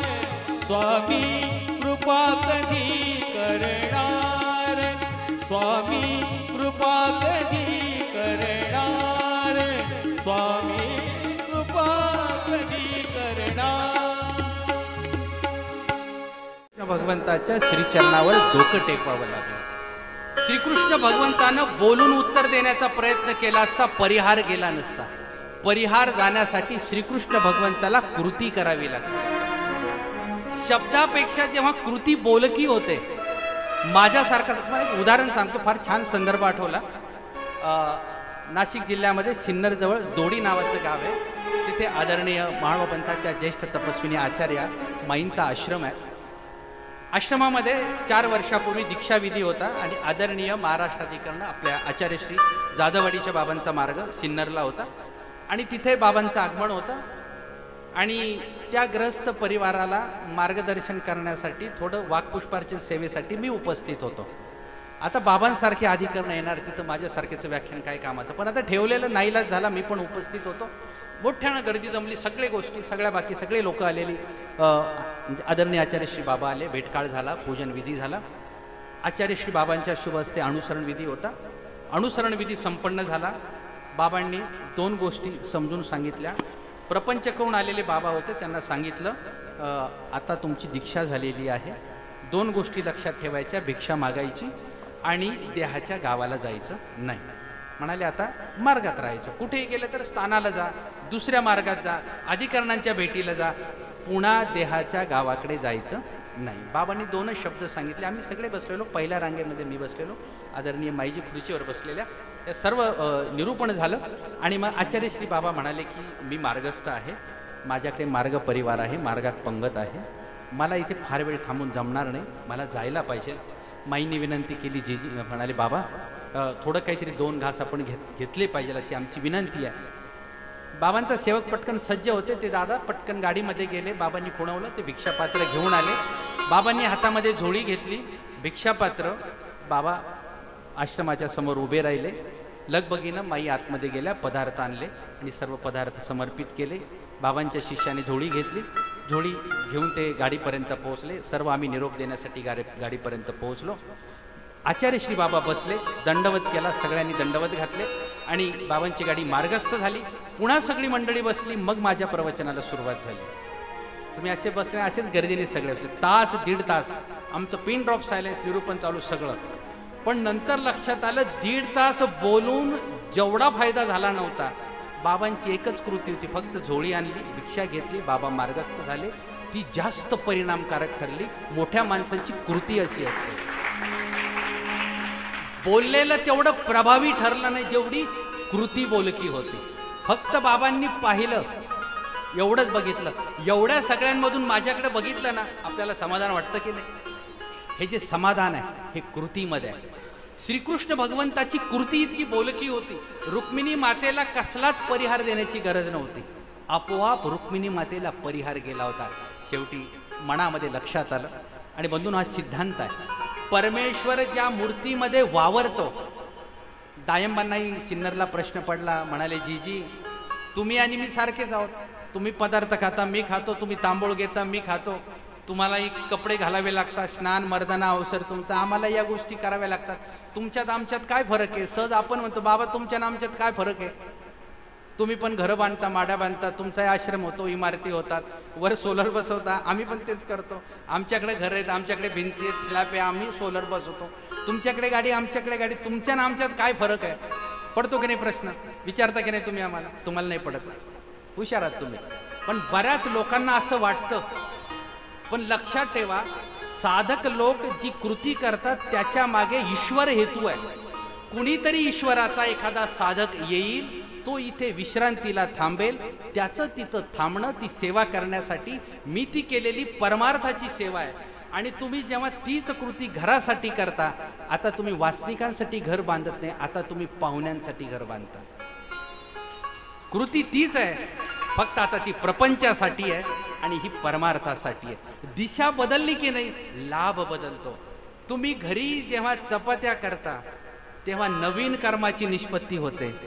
आणि आदरणीय अण्णा सांगतात ना, उद्या 55 घरून पदार्थ करून आणा. आता तुम्ही पदार्थ करताना जे काम करता ती सेवा असते, तिथे कर्म निष्पत्ती होत नाही, उलट कर्माचा नाश होतो. लक्षात ठेवा, कृती एकच आहे, दिशा बदलली की काम बदलतं.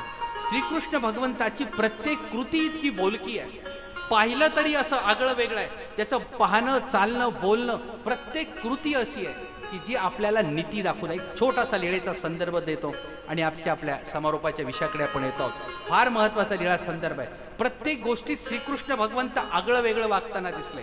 तुम्हाला माहिती असेल, द्रौपदी माता जेव्हा स्नानासाठी मैत्रिणींसोबत जेव्हा नदीच्या तीरावर जाते, अंधक ऋषी आहे, अंध ऋषीच्या कमरेला कोपीन आहे, स्नानासाठी उतरला.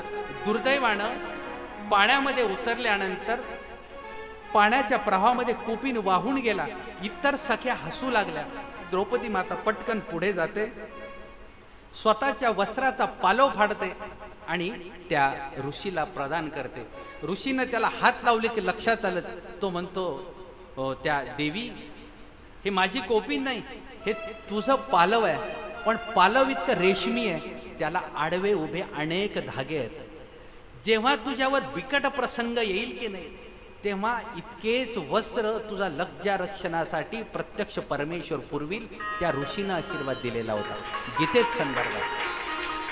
काय पेरतो आपण, पेरणारा एकच दाणा आहे, पण एका दाण्यातून असंख्य दाणे ती जमीन आपल्याला प्रदान करते.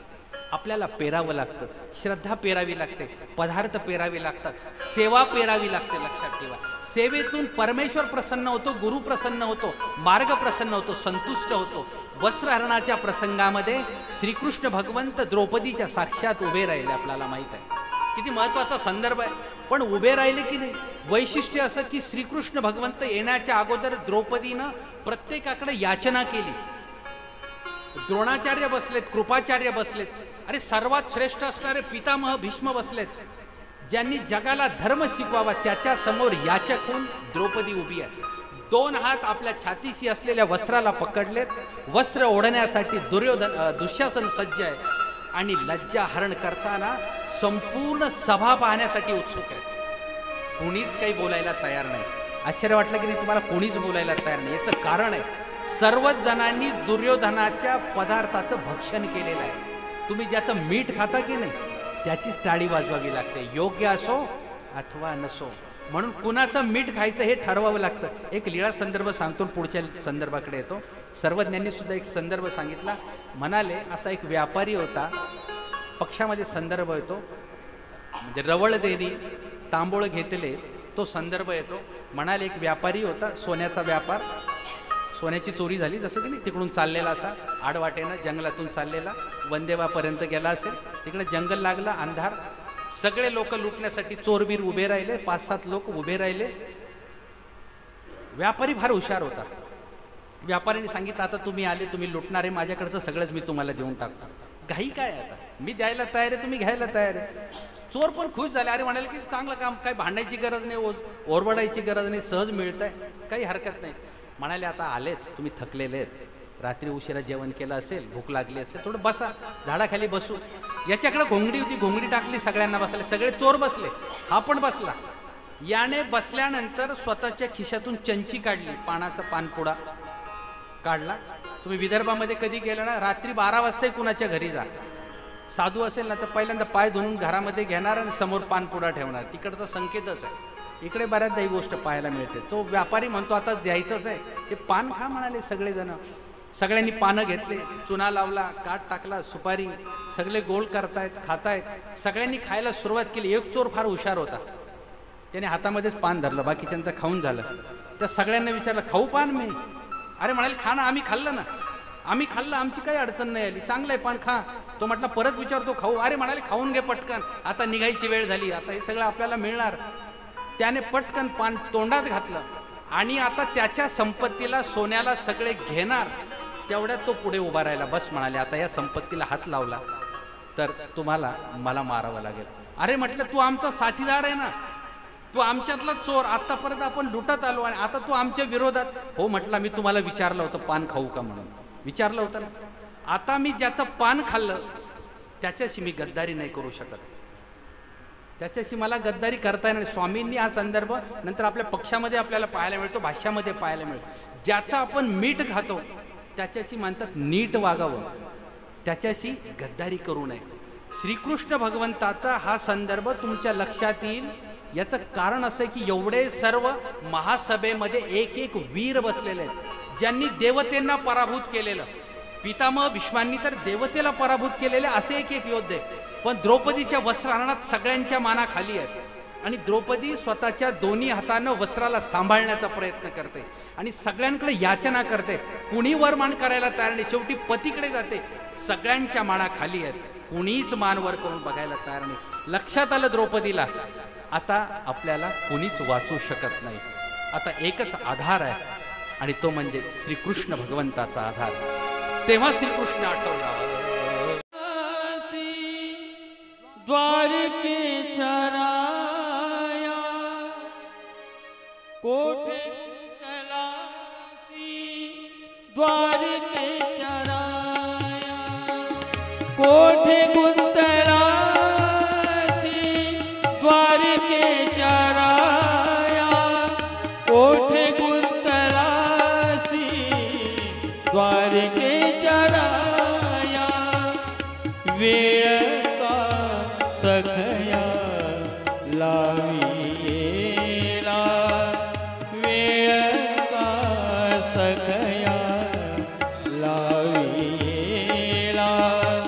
लाविला कोठे गुंतलासी द्वारकेच्या राया कोठे गुंतलासी द्वारकेच्या राया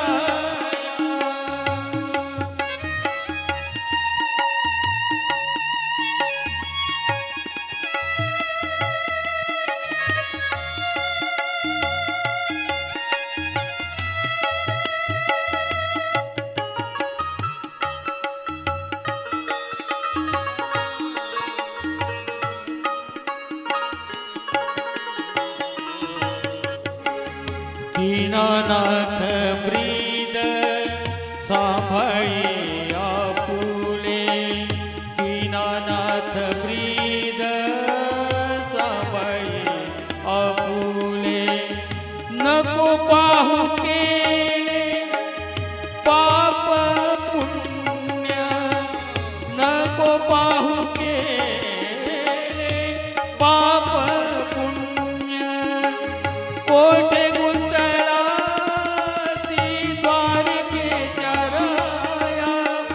कोठे गुंतलासी द्वारकेच्या राया कोठे गुंतलासी द्वारकेच्या राया कोठे गुंतलासी द्वारकेच्या राया वेळ का सखया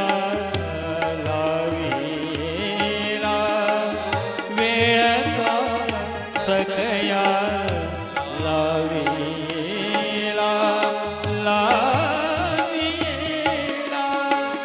कोठे गुंतलासी द्वारकेच्या राया कोठे गुंतलासी द्वारकेच्या राया कोठे गुंतलासी द्वारकेच्या राया कोठे गुंतलासी द्वारकेच्या राया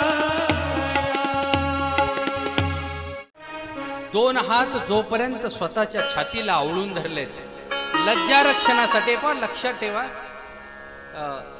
राम गणेश गडकर यांच्या एका काव्यात असा एक संदर्भ येतो. दारिद्र्याहुनी मरण बरे बा दारिद्र्यता असे खोटी दारिद्र्याहुनी मरण बरे बा दारिद्र्यता असे खोटी मरणात दुःख थोडे दारिद्र्यात व्यथा असे मोठे. चार लोकांमध्ये मला खाली पाहावं लागतं त्याची आपल्याला लाज जास्त वाटते. माणूस पडला ना त्याचं वाईट नाही वाटत पडताना कोणी पाहिलं तर जास्त वाईट वाटत. द्रौपदीची अवस्था अशीच आहे.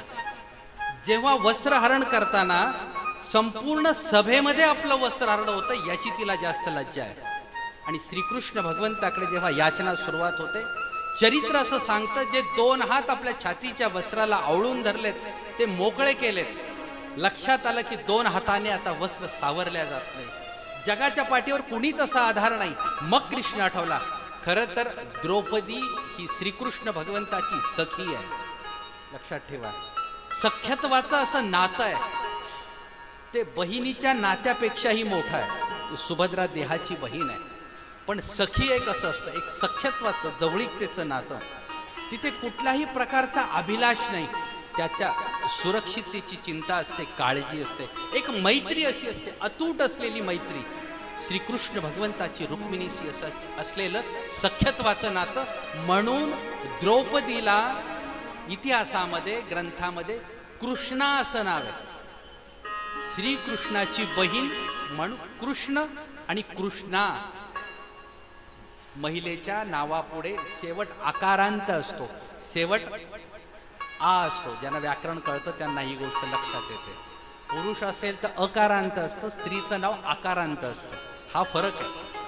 अनिल अनिता असं की हा फरक असतो नावामध्ये.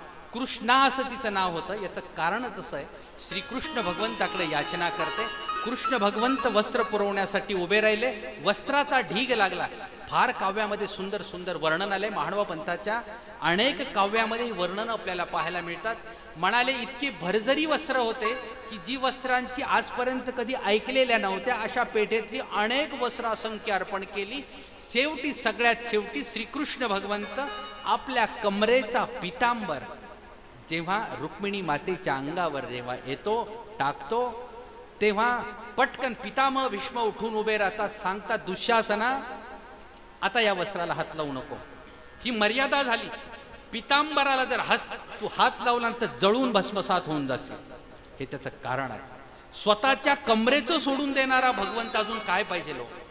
फक्त आपल्याला द्रौपदी सारखी याचना करता आली पाहिजे. आणि ही याचना करताना समर्पणशीलतेचा जो भाव आहे तो असला पाहिजे. कृष्ण नीती अभ्यासताना आपल्याला या स्तरावर अभ्यासता आली पाहिजे. कृष्णाचं आणि द्रौपदीचं असं असलेलं जे नातं आहे अनेक लीळा प्रसंगामध्ये वनवासामध्ये जेव्हा दुर्योधनानं अनेक ऋषींना पाठवलं यांचं मानहानी करण्यासाठी. कारण आता संध्याकाळी एक सूर्याची थाळी मिळालेली त्या प्रसादानं मिळालेल्या थाळीनं पांडवांचं भागत होतं. सूर्यास्त झाला भोजनं झाली थाळी धुतली ठेवून दिली आणि मग ऋषी आले. सांगितलं आता आम्ही याचक म्हणून आलो आता भोजन म्हणून पदार्थ पाहिजे. पटकन सर्वजण गेले द्रौपदीकडे. द्रौपदीने थाळी स्वच्छ करून धुवून पालथी घातलेली. म्हणाले आता सूर्योदयाशिवाय पदार्थ मिळणार नाहीत. बरं आता पदार्थ नाही मिळाला तर ऋषी उदास होतील. ऋषी उदास झाले तर शाप मिळेल. नाराज होऊन निघून जातील. करावं तर काय प्रश्न पडला. मग धावा सुरू केला. श्रीकृष्ण भगवंत संध्याकाळची व्याळी राजमहालामध्ये सुरू आहे. तिथून धाव घ्यायला सुरुवात केली. रुक्मिणी माता म्हणते अहो भोजन शेवटचा एक तर वेळ संध्याकाळच्याच वेळेला घरी असतात तरी तुमचे भक्त तुम्हाला जेवू देत नाहीत. नाही म्हणाले आता जावंच लागेल. अर्ध जेवण झालं अर्ध बाकीचं आहे. हात तसाच आहे. श्रीकृष्ण भगवंत द्रौपदी मातेच्या त्या झोपडीच्या सन्मुख उभे. म्हणाले तातडीनं. हो म्हणाले प्रश्नच असा निर्माण झाला. एवढे ऋषी आलेत. थाळी आता पालथी घातली. शिल्लक काहीच नाही. यांना काय वाढू कुठून पदार्थ आणू. श्रीकृष्ण भगवंत म्हटले अरे वेळेवर तरी आठवण काढायची. मी जेवता जेवता आलो मलाच भूक लागलेली काय असेल तर खायला दे. काय वाटलं असेल हो मातेला. डोळ्यातून घळघळा अश्रू व्हायला लागले द्रौपदीच्या. कृष्णा अरे जगाने परीक्षा पाहावी ही गोष्ट वेगळी रे. पण अशा कठीण प्रसंगी तू सुद्धा माझी परीक्षा पाहतोस. मी सांगितलं की सर्व आता ती थाळी धुवून पालथी घातली. आता एकही अन्नाचा कण घरात शिल्लक नाही आणि तू मला आता अशा वेळेला जेवण मागतो. कृष्ण म्हणतो अरे नाही मागू तर काय करू. अर्ध्या जेवणातून उठून आलो. अर्ध्या ताटावून उठून आलो. थाळी तर आणशील की नाही. ती म्हटली अरे धुवून पालथी घातली आण म्हणाले इकडे. आणि त्या थाळीला लागलेलं एक पान आहे. ते पान श्रीकृष्ण भगवंतानं स्वतःच्या श्रीकराच्या अंघोळीनं काढलं आणि ते पान आपल्या मुखामध्ये घातलं. मुखामध्ये घालता तृप्तीचा ढेकर कृष्ण भगवंतानं दिला आणि कौरवांच्याकडून आलेले 88 सहस्र ऋषी पोटावर हात फिरवीत तृप्तीचा ढेकर देऊ लागले. अन्न पदार्थाचे ढीक तयार झाले. भीम बोलवायला गेला. चला म्हणाले भोजनाला. सगळ्यांनी सांगितलं इतकं पोट भरलंय आता घासा प्राश्रमू नाही. एक घास सुद्धा जाणार नाही. शेवटी सगळ्यांना यावं लागलं आणि मग मात्र लक्षात आलं दुर्योधनानं घेतलेली परीक्षा होती आणि रुक्मिणी द्रौपदी मातेच्या प्रार्थनेनं श्रीकृष्ण भगवंतानं तिचं सख्यत्व सांभाळताना तिची परीक्षा सांभाळलेली. सख्यत्वाचं असं नातं आहे. कृष्ण नीती या नात्यामध्ये आपल्याला समजून घ्यावी लागते. वेगवेगळे नाती वेगवेगळे पैलू वेगवेगळ्या व्यक्ती असंख्य पैलू असंख्य लीळा. शास्त्रकार तर सांगतात एकच लीळा तोची अनंत. पण या श्रीकृष्ण भगवंताच्या या लीळेचं मूळ आपल्याला पाहावं लागतं. ज्या द्रौपदी मातेनं कृष्ण भगवंताच्या बोटाला जेव्हा चिंधी बांधली त्या चिंधीतून या द्रौपदी मातेला वस्त्र प्राप्त झालं. पोटाला चिंधी बांधते द्रौपदी हरीच्या पोटाला. भरदर पाडून सेला भरदर पाडून सेला चिंधी बांधते द्रौपदी हरीच्या पोटाला. चिंधी बांधते द्रौपदी हरीच्या पोटाला.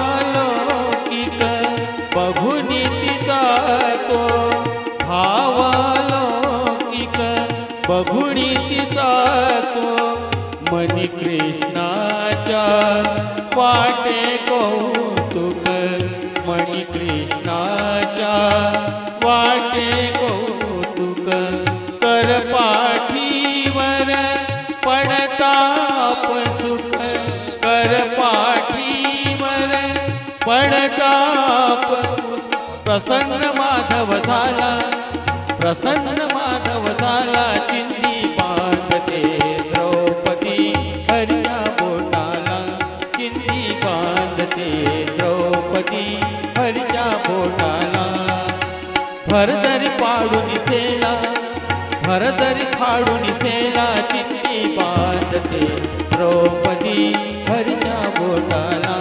चिंदी बांधते द्रौपदी हरिया बोटाला चिंदी बांधते द्रौपदी हरिया बोटाला. झालं. सुभद्रा मात्र चिंदी शोधायला गेली आणि पटकन द्रौपदी मातेनं आपल्या साडीचा भरजरी पालव फाडला आणि तिची चिंदी श्रीकृष्ण भगवंताच्या करांगोळीला बांधली. चिंदी फार महत्वाची. श्रीकृष्ण भगवंत समजून घेताना अंतःकरणामध्ये भगवंतही सर्वज्ञ श्री चक्रधर प्रभू असले पाहिजे. कारण आपण सर्वज्ञ श्री चक्रधर प्रभूंच्या शाळेचे विद्यार्थी आहोत. ही गोष्ट विसरायचीच नाही. आपले मुख्याध्यापक कोण? सर्वज्ञ श्री चक्रधर प्रभू. कारण त्याने 5 अवतार सांगितले. त्याने 6वा अवतार सांगितला असताना त्याचंही स्मरण करावं लागलं असतं. श्रीकृष्ण भगवंत सांगितले कोणी? स्वामींनी सांगितले. श्रीकृष्ण भगवंताला सुद्धा द्रौपदी मातेची चिंदी घ्यावी लागली. सर्वज्ञ श्री चक्रधर प्रभूंनी आपल्याला चिंदी मागितली नाही. फक्त आपल्याला काय सांगितलं? एथची दशीच धरली पुरे. चिंदी नाही देत ना, नको देऊ रे बाबा, फक्त एक दशी तरी देशील की नाही. एकच तर दशी आहे. आमच्याकडे एक संत होते, मार्गदर्शन करत होते. अनेक लोक आले भेटायला, म्हणाले बाबा तुम्हाला एकादशी? हो म्हणाले आम्हाला एकादशी. उपदेशी लोकांनी डोक्याला साथ लावला. म्हणाले बाबा तुम्ही एकादशी कधी पाळायला लागलात? आता ते सगळ्यांसमोर सांगता येणार. हे अन्य सांप्रदायिक मंडळी बसलेली.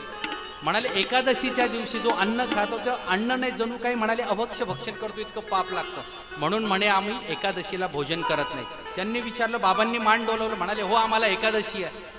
सर्व उपदेशी मंडळी पाहतच, अरे बाबा सांगतात उपदेश म्हणजे ते उपवास करायचा नाही, आणि इथं सगळ्यांमध्ये तर सांगितलं. म्हणाले माझा उपवास आहे, एकादशी म्हणाले. सगळे पाया पडले, फार समाधान वाटलं. अन्य लोक निघून गेले आणि मग सगळ्यांनी विचारलं बाबा तुम्ही आम्हाला एका वेळेला सांगता उपवास धरू नका आणि आता तर सांगता एकादशी. अरे म्हणे वेड्या, मी सांगितलं एकादशी आहे. एक जो परमेश्वर त्याची दशी पकडली ना आपण सगळ्यांनी, आपल्याला एकादशीच आहे म्हणाले. शब्द तोच असतो, तुम्ही कुठे पकडता ही गोष्ट महत्वाची असते. तुमची नीती तुमची दृष्टी स्पष्ट करते. सर्वज्ञ श्री चक्रधर प्रभूंनी आपल्याकडून एकादशीची अपेक्षा केली. एतची दशीच धरली पुरे. ती दशी पकडत पकडत आपण श्रीकृष्ण भगवंताच्या लीळामृतापर्यंत आलो. आता परवा दिवशी म्हणजे उद्या आणि परवाचं सांगता समारोपाच्या उंबरठ्यावर येऊन पोहोचलो. इथपर्यंत कसं आलो हे माझं मलाही कळलं नाही. एखादा नवीन मुलगा पाण्यामध्ये पोहायला उतरावं की नाही, आणि तो खूप जोरजोरात हातपाय हलवत असतो. एवढ्या जोरात हातपाय हलवायची काही गरज नसते, माणूस पाण्यावर तरंगतो. पण भीती असते बुडण्याची. तुम्हाला आश्चर्य वाटेल, हे लोक एवढं पोटभर खाऊ घालतात आणि संध्याकाळी दुपारी चांगल्या प्रवचनाची अपेक्षा करतात. मला सांगा आता, ते एवढं मिष्टान्न खाल्ल्यानंतर दुपारी झोप येते. ही सगळी मंडळी झोपलेली असतात आणि मी मात्र पुस्तक आणि लीळा पाहत असतो. एखाद्या बकरीला चांगलं खाऊ घातल्यानंतर सुद्धा अंगी लागत नाही, कारण पुढं सिंह बांधलेला असतो. कसं अंगी लागेल मला सांग. इथपर्यंत कसा येऊन पोहोचलो हे मला आत्ता सुद्धा कळलेलं नाही. समारोपापर्यंत येऊन पोहोचले. सगळ्यांचं प्रेम आहे. खरं म्हणजे यांची ऊर्जा आहे, त्यांचं प्रेम आहे. ईश्वरच ही वाक्पुष्पार्चन पूर्ण करून घेत असतात. काय म्या पामरे बोलावी उत्तरे, बोलवी ते धनिती वेगळ्याची. आजोबा मुलाला चांगलं नाचता येतं म्हणून कडेवर उचलून घेतात, पण नातवाला माहिती पाहिजे आपली उंची नाही वाढली, आपण आजोबाच्या खांद्यावर बसलो. सगळं गाव दिसतं, यांनी वर बसवलं, पण मला खात्री आहे की यांनी डोक्यावर घेतले म्हणून आहे. फक्त वास्तविक आपली उंची, आपली पायरी आपल्याला समजली पाहिजे. संतांच्या चरणावरती असलं पाहिजे. हे सर्व गुणमित्य थोर आहेत, ज्येष्ठ आहेत, मार्गदर्शक आहेत, अधिकरण आहेत. वेडे वाकुडे गाईन परी तुझाची म्हणून या भावनेनं झालेली आजच्या लीळामृताच्या वाक्पुष्पार्चनाची सेवा आपल्या श्रीचरणी समर्पित करतो, आपल्या साक्षीनं अदृष्टाच्या श्रीचरणी समर्पित करतो आणि आजच्या धर्मवार्तेला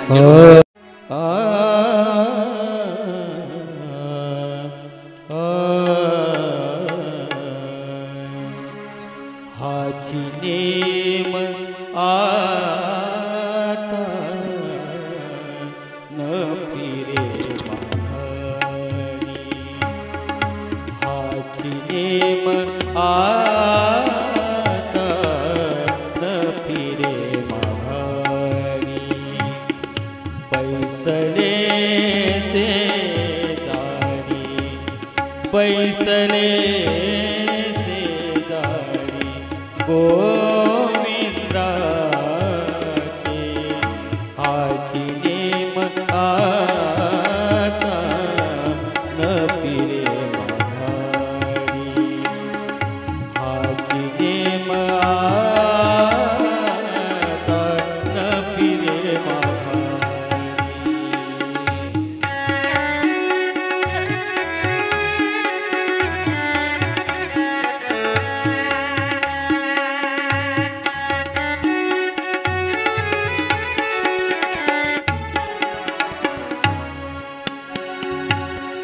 घर रे झाले पटराणी बळे, घर रे झाले पटराणी बळे, वरिले सावळे, वरिले सावळे,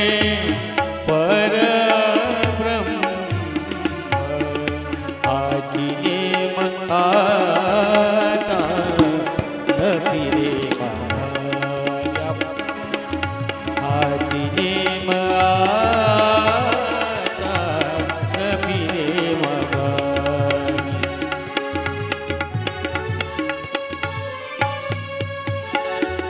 बळीयाचा अंग संग झाला ता,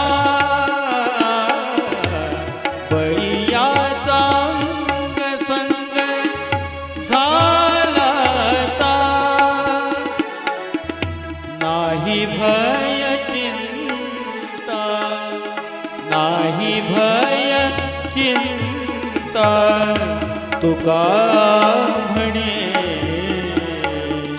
हाची नेम आता न फिरे माघारी, पैसले से दारी, पैसले से दारी, गोविंदा के हाची नेम आता न फिरे माघारी, हाची नेम आता